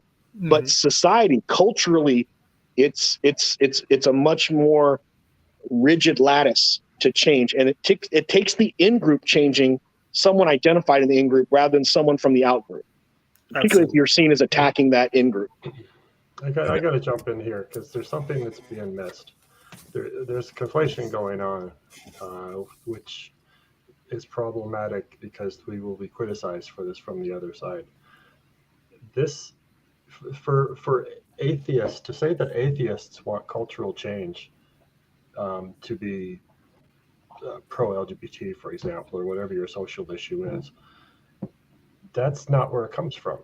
We're not talking about atheism versus religion. We are talking about progressivism versus conservatism. Mm-hmm. You know, people often criticize the religious for this or that when it's the conservative aspect, which is the confounding variable. So if you don't identify the source of your issue, you're attacking the wrong thing, or going up against the wrong thing. You know, the religious are cohesive partially because of the conservative personality that they generally, more often than not, have. So therefore, once you've got a cohesive group, then the issues get expressed and expanded into the populace from there.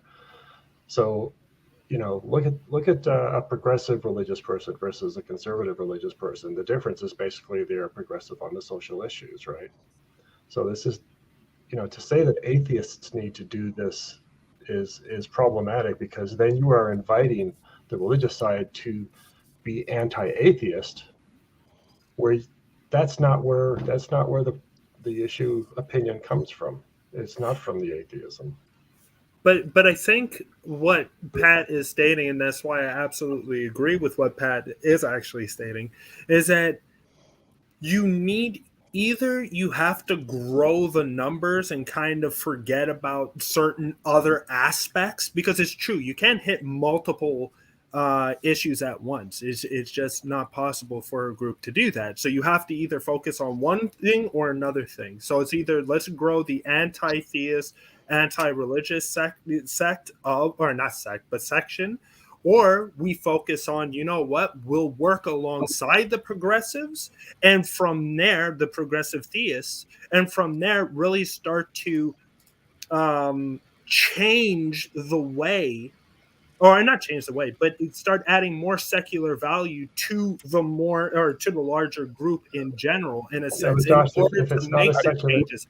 Hold on, everybody, just press pause really quick, because we have somebody's got a dip, and we have a beautiful face that just joined us. But real quick, Mr. B, no, not just never be. No, just be. It's like B. What's B? No, it's not anything. It's just B. That's why I fumbled around with it on purpose. Because everybody kept asking me what it stood for. I'm like, doesn't stand for anything. But before you go, anything that you want to say to close out? Anything you want to plug before you dip out? I don't care about the plug-in part, but I did appreciate this conversation. It was great meeting all of you, and learned some things tonight. And we'll have to at some point continue this conversation, because I have so much other things to say about the racist gender part of that whole thing. But anyways, but you're all brilliant, and I really appreciate it. And you too, I love you, and I will probably see you soon. Have a great one. Nice to meet you, B. My friend. Nice to meet you. Same thing. Oh, sorry. We just cut him off in mid-class. I did too. Good job, Oz. Good job. I'm a terrible producer. Nice to meet you. I'm sorry. And then the one and only Jena has just joined us. What is going on? How are you doing? I've had better days. You look like you had better days. It looks like you've had But a hopefully bad your day. day can be better here. Maybe, because I have issue of what you're saying. Ooh. Do tell. Oh, no. I told Oz I wasn't going to jump in because I'm not in my right state of mind. And it's probably best that I probably shouldn't. But, I'm aggravated because all the talks about, well, we have to position these arguments and have this amount of people in our backing, it just doesn't comport with lay Christians and regular people. Like, sure, that's fun and all when we're online and debating or talking to other theists or philosophers or whatever, but to your regular family, to regular people that you see off the street, to, you know, being in church with other people, because I fucking still go to church, it doesn't apply. There is no change of mind that you can persuade someone like that. And I feel like we don't have enough conversation about that. But I think, like, as I was stating beforehand, because yes, you are absolutely right. There are certain times where argumentation does not seem to work with individuals within the lay population. But we also need to know that most of the people who have became atheists were part of that lay population to begin with, and they were won over with the argumentations of certain individuals to begin with. No. So we need to also understand not necessarily. I completely disagree with that. You can disagree. It's perfectly fine. No, I'm not going to. I mean, sure, there are some. I'm sure there are some, rightfully so. But I'm sure that was not the case for me, and I can definitely say it wasn't the case for Oz. Well, if that wasn't the case for both of you guys, and it was more based on research or more based on listening to other individuals or whatever the case may be, then that is just a plethora of other ways that you can actually start changing individuals to actually see certain realities in a different way. And that's why I'm saying, yes, for me, it was the argumentation that actually won me over, to tell you the truth. But that's fair. To when you're looking at certain other individuals, it might be a different way. And I think we've had these conversations beforehand. Obviously, it's not just one particular way that ends up winning people over. It's a plethora of different ways. It could be maybe somebody who was close to you had a conversation. Has that become a bias from you then? That you, because you made a statement that most, which is essentially a numeric statement to some degree. Yeah. I mean, is that become your perception through your own anecdotal experience? In a sense, towards a certain extent, and to certain individuals who I haven't spoken to every atheist, so I can't say that every atheist that I've spoken to is a large number of individuals. No, I can't say that. But what I can say is that argumentation does actually seem to work with certain individuals. And maybe sometimes when I do speak, I might paint things with a broad brush, obviously. And maybe I should stop doing that. So I do apologize for painting things in a broad brush sometimes. But we do need to see that there are different ways of interacting with individuals that actually convince individuals of a new idea. So what's the extent of convincing individuals? Is the extent to the matter of which we want to deconvert them? Or is it to the extent to the matter in which we want to emphasize the fact that we are people as atheists and we should normalize it and not feel hated or frowned upon or not given rights to hold office or not given rights to do this, that, and the other? So where's the cutoff point? Where's the end point there? Are we trying to deconvert, or are we just trying to make people understand who we are? It can be either or, because that's the thing. There can be certain individuals that just want to normalize it and other individuals that want to actually gain more numbers within the atheist community as well. And both can work in tandem with each other.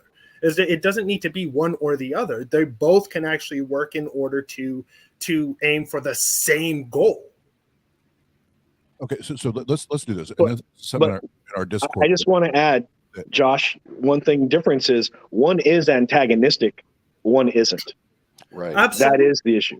You're absolutely right. You're absolutely right based on that statement. But I do think that because as you stated beforehand, we're already the out group. We are the other compared to the normal group, which are the theists. So we can go the normalizing atheism route, and I completely agree with that route. I'm not saying that I'm against it. I'm not saying that it shouldn't be tried. I think that it's actually a really good thing in order to try to move forward. But I think that there's a different way. I think that we need to work in tandem with two different ways, which will actually slowly start to gain results. And I think that if we either use one way or the other way, we're not going to gain the results that we actually want to see. So, and that is actually normalizing atheism. How do you normalize it when you're in a small group? If I may, really quick, we used to do this, and you know, we need to start doing this again in our Discord because it's a great practice. It's a great exercise. Sure. And we used to do this all the time. So let's do this here. So you, Josh, you've talked about the argumentation, and that's what convinced you. That is correct.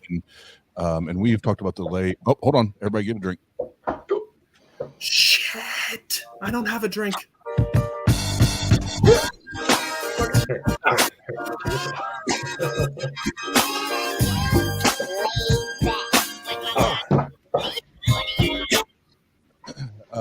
I'm done with Eric Coalson, $5. Thank you for the support.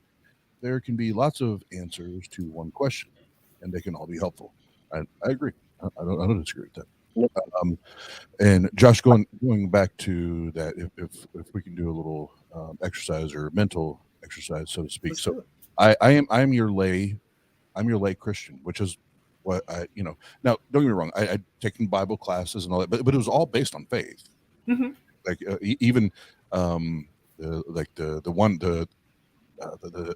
course or class, whatever that I took the most, was Gospel and the Preacher, which was focused heavily and primarily on the work of Paul, right, and it being by faith, right. So, so you've now encountered me. I am your everyday average Christian, and I know what I hold. I know what I believe. Yes. How does the atheist or non-believer argumentation convince me that my God and my faith is invalid?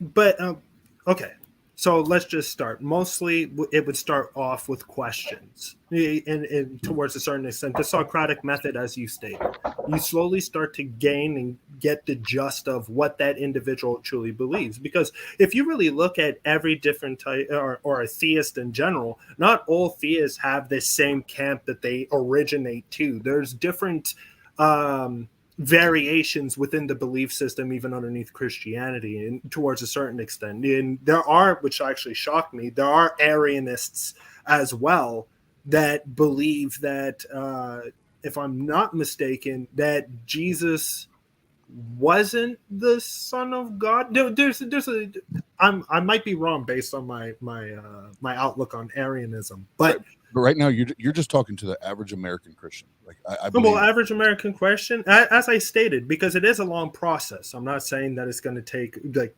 tomorrow and you're going to automatically change. But I think first off, you start off with the Socratic method. Then slowly but surely, once you start to get what that individual actually believes, you slowly but surely start to reveal the fallacies within the actual thought process. What's a fallacy, Josh? I don't even know what a fallacy is. Well, for instance, if you're going to say stuff that's based on faith, right? Well, then slowly but surely start having conversations based on the aspects that didn't come about while they were praying, while they were doing certain things. Just ask those type of questions. Well, did you feel that at a certain point when you were praying that the prayer wasn't necessarily answered to you? And the person might have been like, no, or whatever, and they might obfuscate from the question. Or if they're truthful, they'll probably say, yes, I think that there were certain times that when I did pray, certain things didn't actually come to fruition, or something horrible ended up happening, or whatever the situation was. And you just continue down these type of aspects. Like, obviously, I'm not saying that it's going to take immediate success or whatever the situation is, but it's through the chipping away. And I'm not trying to say that. I'm just trying to demonstrate what it looks like to try to approach that and try to do that. So to go back to that conversation. So you said fallacy. You said, I don't know what a fallacy is, Josh. And you spoke. That's true. Then I would say, well, so Josh, what it sounds like is a fallacy. A fallacy is just you disagree with me. And towards a certain extent, but it's through the argumentation of actually showing, because there are things that do happen within reality. Like, let's just say somebody can say, Josh, well, with faith. As a Christian, I'm playing my Christian hats on right now. Josh, the Bible doesn't say anything about a fallacy, so I don't care what you think a fallacy is. Okay. Well, if they don't care, then you just switch the conversation to something else that you can actually start poking holes at, and you just continue doing down that road. I'd like to interject something too. Please jump in. I think this is kind of missed. Most Christians, in my experience, and tell me if this is wrong, in my experience, most Christians don't even care about their own beliefs. They just care that you're on board with their belief. Absolutely. Like, in other words, a Christian may believe in evolution. A Christian may believe in gay marriage. A Christian may believe in not being racist. All these sort of things, right? But they're still Christians, and they don't care. They might not even go to church every Sunday or any Sunday. But one thing a lot of Christians may have is, I will not vote for a president that's not a Christian. I may not accept people in the world that are not believers like me because they're not part of my tribe. Mm-hmm. Now, you as an atheist may believe everything I believe on the social level. True. But that one little thing, the fact that you don't believe what I believe or say you believe what I say I believe, that's where the problem is. So all of this argumentation doesn't matter because they're like, okay, who cares? I'm a Christian. Okay. And there's nothing you can say to me that's going to change my mind. Okay. But that's the one thing that I don't necessarily agree with, because I've been into debates with Muslims before. I've been into debates with actually going into a mosque and having these conversations with the imam. I've been into what the heck is it called? The Mormon temples and stuff like that, and had conversations with the brothers that were there. And I have actually changed people's minds. Yeah, I understand. But the thing is that it takes time. A lot of people think that with argumentation is going to take like a bloody day or something, and then all of a sudden, here's my little theory. Like, oh, and the lights. Here's a little theory I have. The more fundamentalist you are, and the more serious you are about your Christianity or your Islam religion, your Muslim, whatever, the more serious you are about that, the more easy it is that you're going to become an atheist if someone presents you with argumentation, because all it takes is one little straw to break their back, right? Because they're so fundamental that if one belief is proven wrong, all of it goes out. That's how they think. Yeah, but we're talking about the lay people. We're talking about your average Joe Blow guy that you go to work with every day. Right. And for me, in my experience, they're not that way. They're not these fundamentalist people that take it too serious. They're these people. And for me, I don't, to tell you the truth, I don't even, my thing isn't to change them. They've already been changed. We just right. Like, my number one thing isn't to change somebody who actually believes in all the social issues and all the social problems that I'm part of. We jumped path because up until the very last sentence, Scott, I agree with you. The most fundamental Christians in America are the ones that you don't expect to be the most fundamental and deeply grounded in their quote unquote faith, that they don't even know why they believe what they believe, and they don't even know what it means to have a good reason to believe what they believe.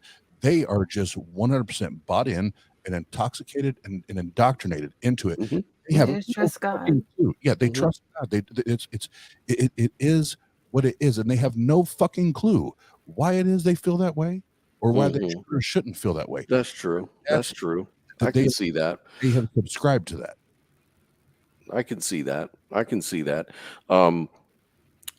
just think that, I think our goal should be to normalize atheism to where they can just accept who we are, is my point. It's like, why waste your energy trying to deconvert them, because they're not going to be deconverted. They're not going for it. But what you can do, and I think to your point, Josh, is these little changes. Like, look at our society. Gay marriage is now the norm. Most Christians go along with it. Yes. Evolution is taught in school now. Everybody knows that it's a fact. Most Christians go along with that now, right? Sooner or later, that little pocket is going to shrink, hopefully. But at the same time, what we have to address is this tribalism, the fact that they they won't vote for anyone who's an atheist because they're an atheist instead of what we believe, which could be the same values that they have, right? Yes. And I'm just thinking that maybe that's where we should focus our energy on, is just being accepted, being normalized in society, rather than trying to. But Scott, I have a problem though, because if you look at and let's actually just look at the theist, just the theist on theist. If you look at, let's just say, Muslim individuals inside Christian in North America, or whatever the situation may be, they believe in God. Oh, screw that. You know what? We'll go to Mormons. We'll even go to Protestants against Catholics if we so well want to, right? The thing is that you can try to normalize, but the thing is that normalizing, yes, takes time, and I completely agree. But you can't just follow one strict route. You can't. If you do that, you're going to fail in the end. Well, there's a lot of there's a lot of people that argue with theists every day. That's not going to go away. All those philosophical arguments you're talking about, that's not going away anyways. Well, but I think what there needs to be more of is maybe just accepting what they are and saying, fine, but look, we have a right, to exist in society as well. And it's getting more and more normalized because of things like this. Right, absolutely. And just to answer on Kathy's, on Jer's question, yes, I have. And I have had conversations with your normal, ordinary lay Christian or whatever. And the thing is that it's based on consistency. It's based on, okay, well, I'm going to continue coming and we're going to continue having a conversation. And the first thing is that you don't want to act hostile towards a person, because as soon as you act hostile towards a person, the shields come up and you're not getting anywhere. So you got to have that conversation through just normal questions, asking. Same as I think Jehovah's Witnesses are one of the best people at putting up shields. If you start right away. But you know how many times I had Jehovah's Witness come to my house because I was actually just having a conversation with them based on their thought process and everything like that. And they kept coming and they kept asking questions, and I kept asking questions and stuff like that. And slowly but surely, I started making headway with them, where they actually were like, oh, maybe I might be wrong on certain things. Right. But that's the thing. It's based on the long run. It's not based on anything that's short term. Anybody who thinks that way is not going to get anywhere. No, nobody's disagreeing with that, because I've always used the analogy. There's the microwave, and there's a crock pot. Like, everybody has their own experience, when it comes to walking away from a faith. But what I've noticed, Josh, what you keep doing is we're talking about American Christianity, which dominates the states, right? And you keep going to Islam and Mormonism or whatever. I'm not talking about. We're not talking about this. We're talking about what dominates the population in the United States, which is this faith-based religion. And most of them now have been, you can say, indoctrinated to or intoxicated by the Pauline version of Christianity, which is 100% faith. And they don't give a fuck about your argumentation, Josh. They don't give a fuck about your argumentation. They don't. But that's what I'm saying. Maybe my method won't work with those particular individuals, and maybe your method might actually work a lot better than mine at that point, or whatever. But to automatically say that we shouldn't actually utilize both systems, like maybe your system works better with the actual layperson. If that is the case, then I 100% say continue on the way that you're going. But for me, predominantly, I'm aiming for the individuals who are philosophical. I'm aiming for the individuals who are the key players that are holding this group together, holding these layman individuals together. And I'm tackling that individual. That's the thing. So then let's get, Josh, let's get examples out there. Do we have 2, 3, 4, 5 examples of what you're talking about? Is it going for key players? That way I can better understand what you're talking about. Absolutely. So for instance, if we're looking for individuals that make a lot of headway in Christianity, or at least Protestantism or whatever, sometimes you can go on to what the hell is that show called? something Christianity. I forget Christian it is. Network. Capturing Christianity. There you go. Okay.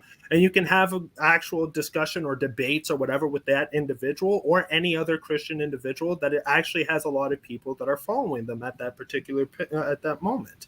And mostly these people are the ones that carry the fundamentalists with them.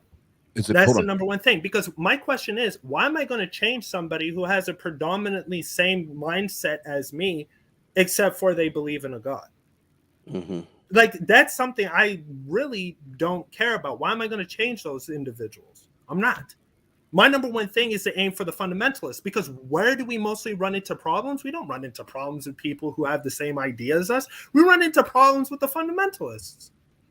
Okay, but what? Because you talk really fast, so it's hard for me to keep up. My apologies. My you're apologies. Good. You're I'll slow it down. So I'm saying that the original.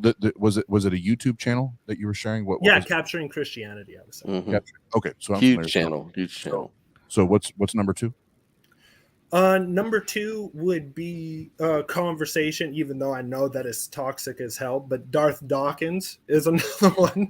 If you want to go and throw yourself in that nonsense, which I have. But again, your number one thing isn't to change the individual, your interlocutor's mind. Your thing is to actually change the people that are on the sidelines, right? They're the ones that are listening in. They're the ones that are going to hear the argumentation, and they're the ones that are going to be like, oh, maybe like this guy is seeming not really to have stable footing. This other guy who's an atheist seems to have more stable footing than this other particular individual. And you can start actually changing people's minds based on that too. Because again, we're aiming for the fundamentalists. We're not aiming for. I'm not aiming to start another conversation to the side of this one, but like using anything Darth Dawkins is. Toxic as hell. I completely agree with you. Trying to change anyone's mind, even if somebody's in the audience, is like saying you're going to go as a Christian, that you're going to go to a Howard Stern show and convert somebody to Christianity. That's just not going to fucking happen. You're absolutely right. You're absolutely right based on that. But I'm just saying, like, you got to tackle, like, in a sense, the elders in the Mormon church. You got to tackle the priests within the actual churches themselves. Are you saying you have to? Do you want to try to change the opinions of those people, or that you want other people to hear your interaction with them? So you're really trying. I want other people to hear the interaction, because most likely between the two interlocutors, both people are not going to change their minds. But it's the people who are listening to the conversation that's at hand that are going to, if they're on the fence or if they're asking questions already and they're hearing that you have a good footing based on your argumentation, then 100% I think that you want to try to aim at the audience, not at your interlocutor. Okay, well, that's a better position. It's still, I mean, it's difficult because those people are, like you say, not going to change. They're also most well trained against what you're trying to do, against counter apologetics, and they are very capable of manipulating their own audience. Look at the way William Lane Craig does, for example. So I'm not saying that's going to be that effective. I do think we need a long-term solution here. I think normalizing atheism, which to me just means letting people A, know that you're atheist, and B, C, that you are a normal person doing normal, polite, considerate things. I would like to see a little more Hitchens style atheism out there. I'd like to see a few more people that are just like, I'm not even going to deal with you. It's like you wouldn't deal with a Darth Dawkins or a flat earther. I would like to see some sort of backlash, and I'm not quite sure how this could be, or not backlash. I'm not sure how this could be done without creating a backlash, but some sort of more pushback against the traditionalism of religion, that it's okay because it's traditional, even though now we know almost all of it's untrue.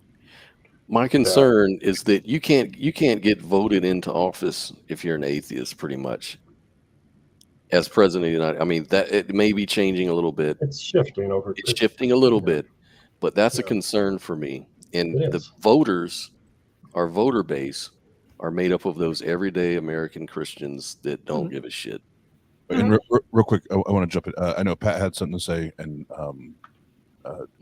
Jena had a tough evening. She has some things on her mind, so if she has anything that she does want to say, if not, it's cool too. But I want to make sure we give space there for Pat and Jena.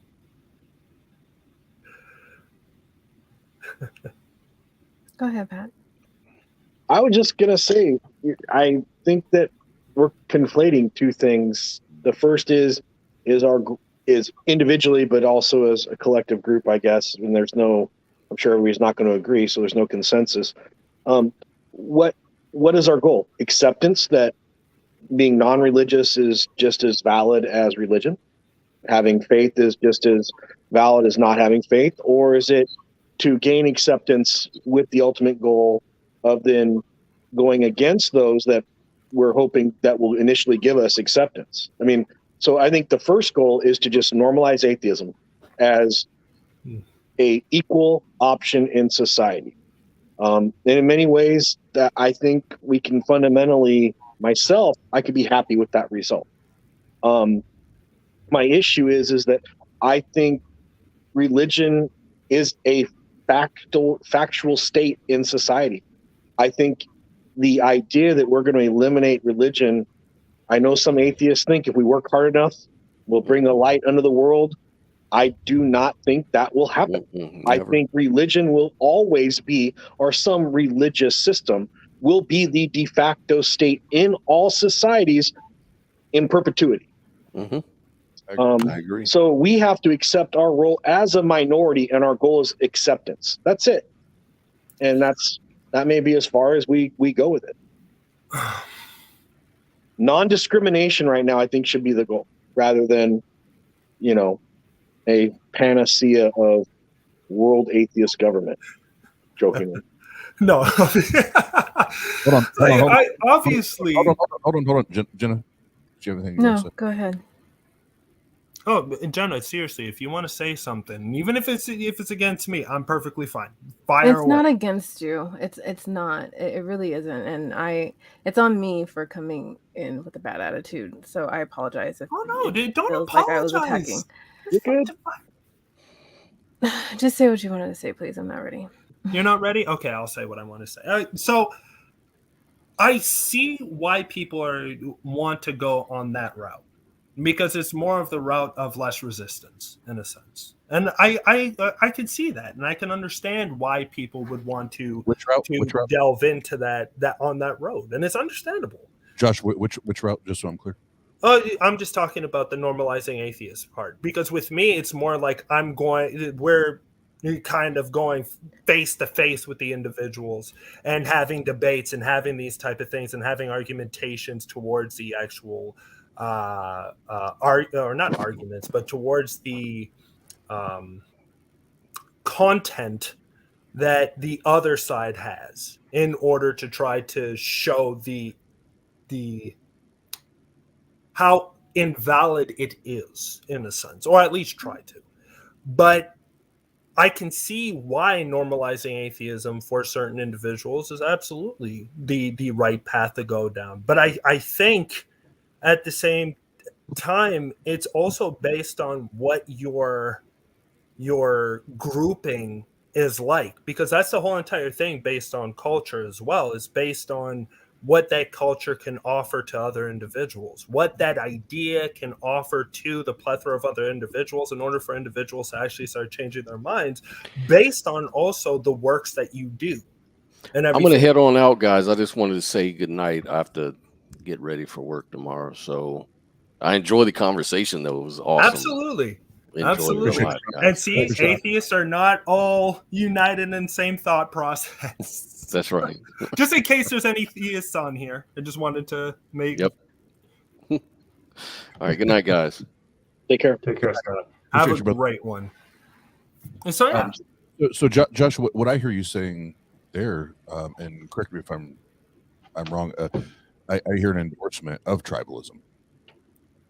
What I do see on my end is that I think there needs to be more of a united thought of an ideology behind the movement in general for sort of like what we actually do stand for, in a sense.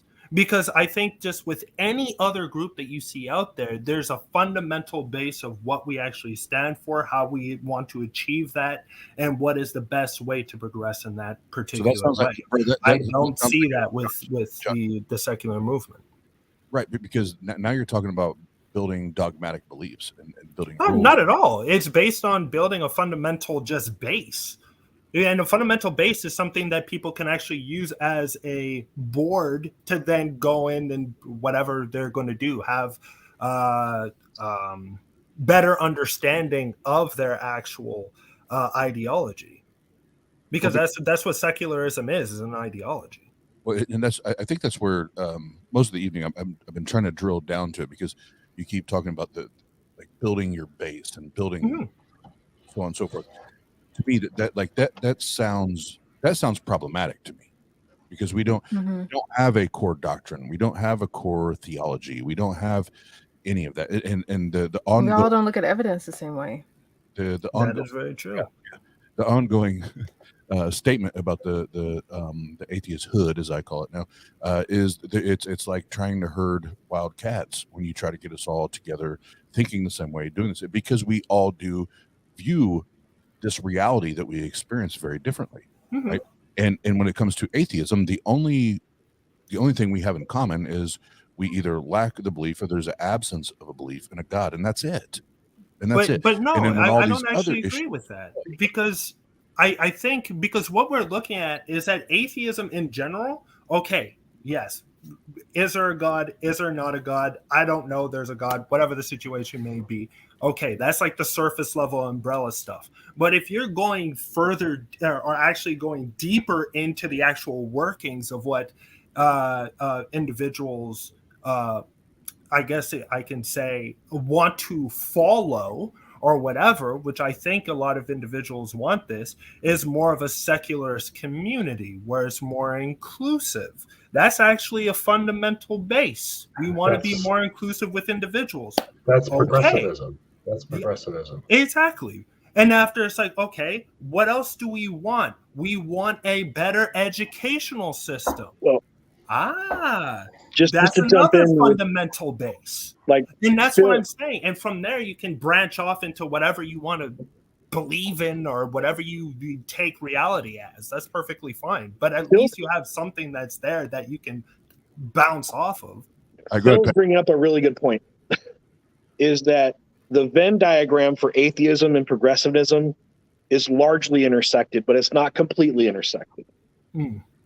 But I think that, if we have only one, we're only going to look at one point of data as, but I think when I refer to myself as an atheist, I probably should really refer to myself as a secular humanist and not even bother with atheism anymore as a title. And then maybe not even secular humanist and just say humanist, right? Because there are non-secular humanists, right? Or even theistic, we'll talk about defining secular in a different way, but, even those theists that are into a humanist and, secular governmental system, I mean, those issues are more important to me than whether or not,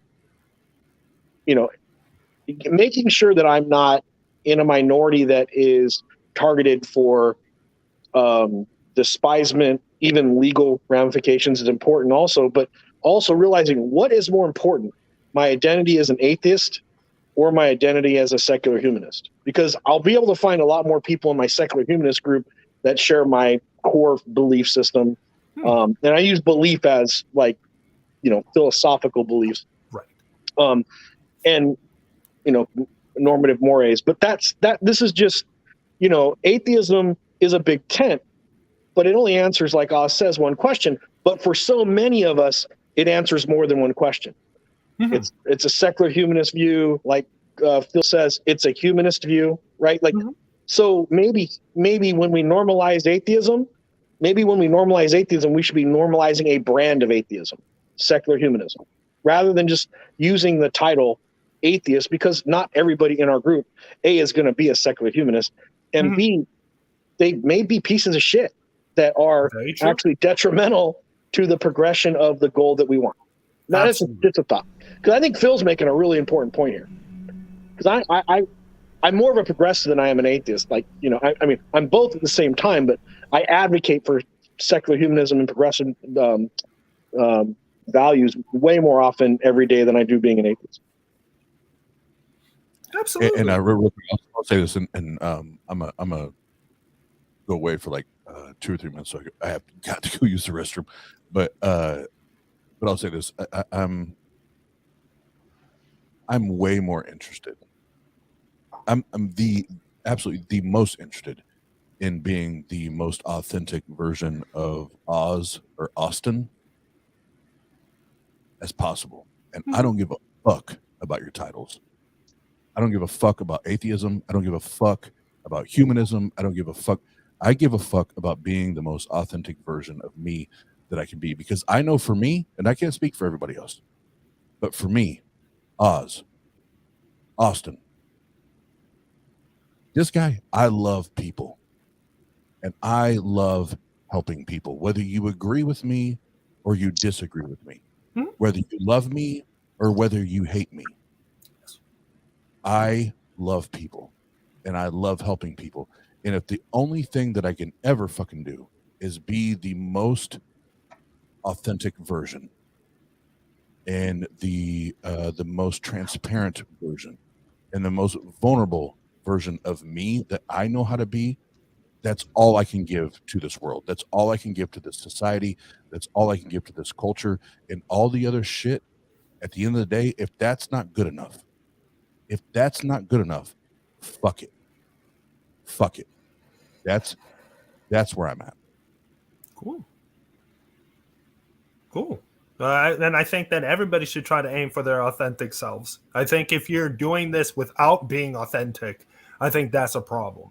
I think you're actually deluding people to an idea that this is what you're trying to perceive yourself as, rather than this is where you think, and this is how you act and everything like that. Because after it shows people who you really are, and if they want to actually join what you're trying to do or whatever, they can. If they don't want to because they don't like what you're actually promoting, then they can do whatever they want, you know? And I think that's the best way of doing things, is to act as authentic as possible and do you, in a sense, you know? So I think that's a great thing, and I'm happy that Oz wants to be as authentic as he wishes to be, and likewise for myself. But that's why I'm standing here, one against many, based on my thought process, because that's the authentic me. And so there. And personally, I add one more factor to that is to promote what is true. Exactly. To the best of our knowledge, by the most educated in whatever particular subject that we're talking about. So I would like to see more societal beliefs and policies based on what is true than what is not true. And then, like I said, being authentic is important. Caring about other people is important, although that's more debatable. So, you know, some people but certainly believe that society is better off if individuals bring themselves up rather than be cared by others. So that's a debate. But truth is important to me. I completely agree. And I think that there should be not some route, but we should be aiming for what is truthful, or at least what is within the real, rather than what we try to believe, which is just our intuition, which is then leading us sometimes down the wrong path, you know? So I think that's something that we should really try to do, is to look for what is real, or at least try to see the real through, how could I say it? At least try to see the real through what we can perceive through our senses, and also through the machines which we utilize in order to actually perceive deeper into the universe and see things that we can't possibly see, and hopefully see things in the future which when machines get better or whatever, that we can see even more to Earth, to whatever, the universe in general, and really start building some foundation that is on the real. So I completely agree with you. So those are good topics for another show at this point. Intuition particularly, and more broadly, how we different ways of coming to know things, which ways are more reliable than others, and what methods should be taught more than others. So, Jena, did you have anything else, or you think we should wrap up? It's been a couple hours here, so. Oh wow, time flies fast. Don't want to wrap up without Oz, but you just need dinner. We can wrap up. It's a conversation, and I gotta admit it can be emotionally exhausting just to talk about this, because ultimately some of us have multiple layers of non-inclusiveness that just can, the alienation that feels is from society can be very painful. And I think that's what, we're a very social species, and it can be, we need to acknowledge that, right? That being accepted, even if it's not in the same vein as everybody else, is still really important to us. Absolutely. So, Oz, I think we're ready to wrap up here. I think we've done enough damage for one sort of bandwidth. Phil's right. We did damage. I don't know if we did anything good, but we did damage. Start dropping bows like Macho Man Randy Savage off the top rope. All right. Well, Josh, I'll start with you. Everybody, all of us, me included. We'll keep it quick. Anything you want to talk about, Josh, is coming up on PSF, and I'll make sure I put in the chat. Oh yeah, we got really cool. Actually, let me check the schedule, because I am. One second. Could you go to somebody else, and after I can do this thing? Yeah, absolutely. Pat Lowinger. I don't have much. I just want to thanks for having me on the show. Thanks to Wes for reaching out for me. I want to say it was nice to meet you, Phil and Josh. I don't think we've ever talked before. And I just want to throw a shout out to my archaeologist friends that basically we're the anthropologists that do it in the dirt. That's all that. Very true. Very true. Getting dirty. Anyway, Phil, how about you? I am still focused at the moment, mostly on getting PSF to move forward. They do so much more hard work than they get justification for in terms of subscribers. Particularly, I'd like to see the audience grow, and I'm working hard on that behind the scenes. So I want to encourage everybody to like and subscribe over there, get them pushed forward. And I appreciate Oz every opportunity you've given us here to cross over. And I'm like with you. I like to see all sorts of content creators in this arena be encouraged. So I appreciate that. Absolutely, yeah. And I've been shilling your guys' channel and subscriptions since I've been here. I know I showed up late because of work, but I've been shilling it there, and I'm always pointing people in your guys' direction. So, Josh, hopefully you noodled the Google. I noodled the Google, and here we go. So on Saturday, we have contradictions in poverty and faith. So that's going to be amazing. That's going to be a great show that's going to be coming up. Now I just lost my thing. Okay, here we go. On the 13th, we have Saint Aquinas. So we're going to have somebody who's going to actually tear apart the argumentation of Saint Aquinas. Yes, agreed. And more is to come. So again, Oz, I got to thank you for giving us this opportunity to just shill our stuff and to actually help our channel grow to the best of your capabilities and obviously to the best of our capabilities. And I really do hope that we can continue to collaborate, because this has been a great episode so far. And I think that if we continue this, we can do some great things for the future. So. Oh yeah. And I'll add to Josh's list. I'm currently editing together some shorts from one of our shows about black holes. So it's a part of some of our science content. So that's going to show up in a couple of days. And since everybody's throwing in one more comment, if Stilette LeRae from the audience wants to get in touch with me, I'd be interested in carrying on that conversation that's in the side chat. I just can't type on my phone. So. And I heard black holes, and I just thought about Soundgarden. Now all my brain is black holes, son, won't you come? Anyway. But Pasta Mike's in the house, and yes, that needs to happen. Oz and Josh ain't got the guts to have a rap battle. We'll see. I'll definitely hit that up. When I got the time, I'll hit that. When you talk about I got the time, like I got the time, but I'll make the time. Okay. I'll put up. Hey, you always know who's about that life because the first person is like, yeah, let's get it, and everyone's like, well, we'll see if I got the time for it. All right, you know what?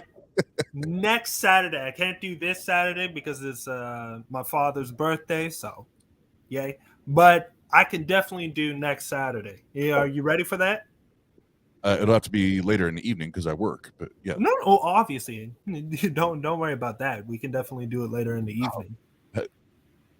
Shit, brother, I'm in it to win it. I'm in there with like swimwear. Let's go. Okay, then game on, Oz. Then game on next Tuesday at whatever time is suitable. I thought you said Saturday. It's a Tuesday or Saturday. I'm so confused. Saturday. My God, I'm confusing myself. Saturday. Fucking Christ, the myth.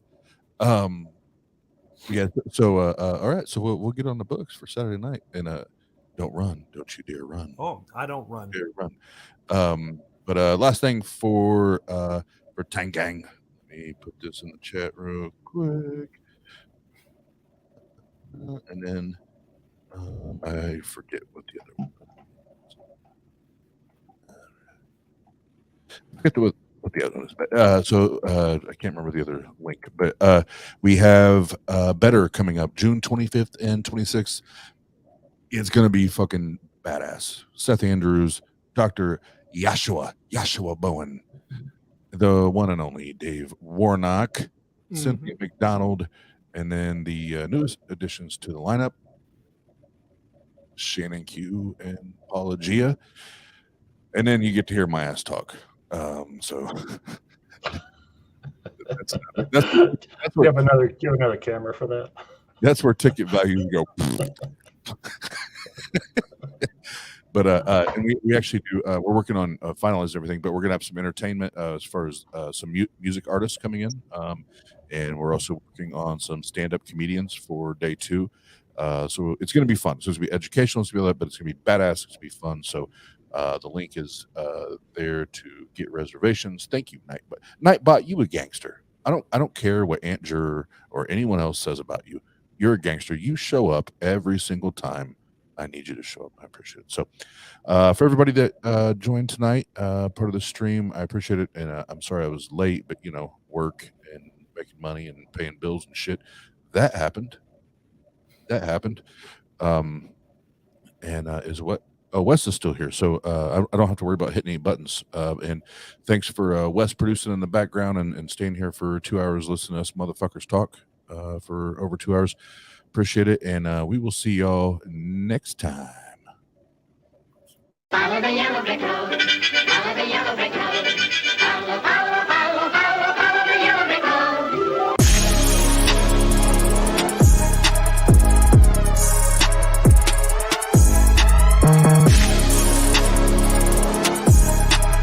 Follow the yellow brick road.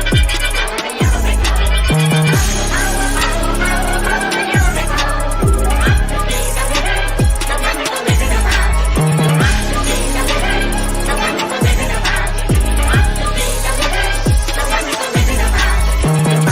Follow the yellow brick road. Follow the yellow brick road. Follow the yellow brick road. Follow the yellow brick. Follow the yellow brick. Follow the yellow brick. Follow the yellow brick. Follow the yellow brick. Follow the yellow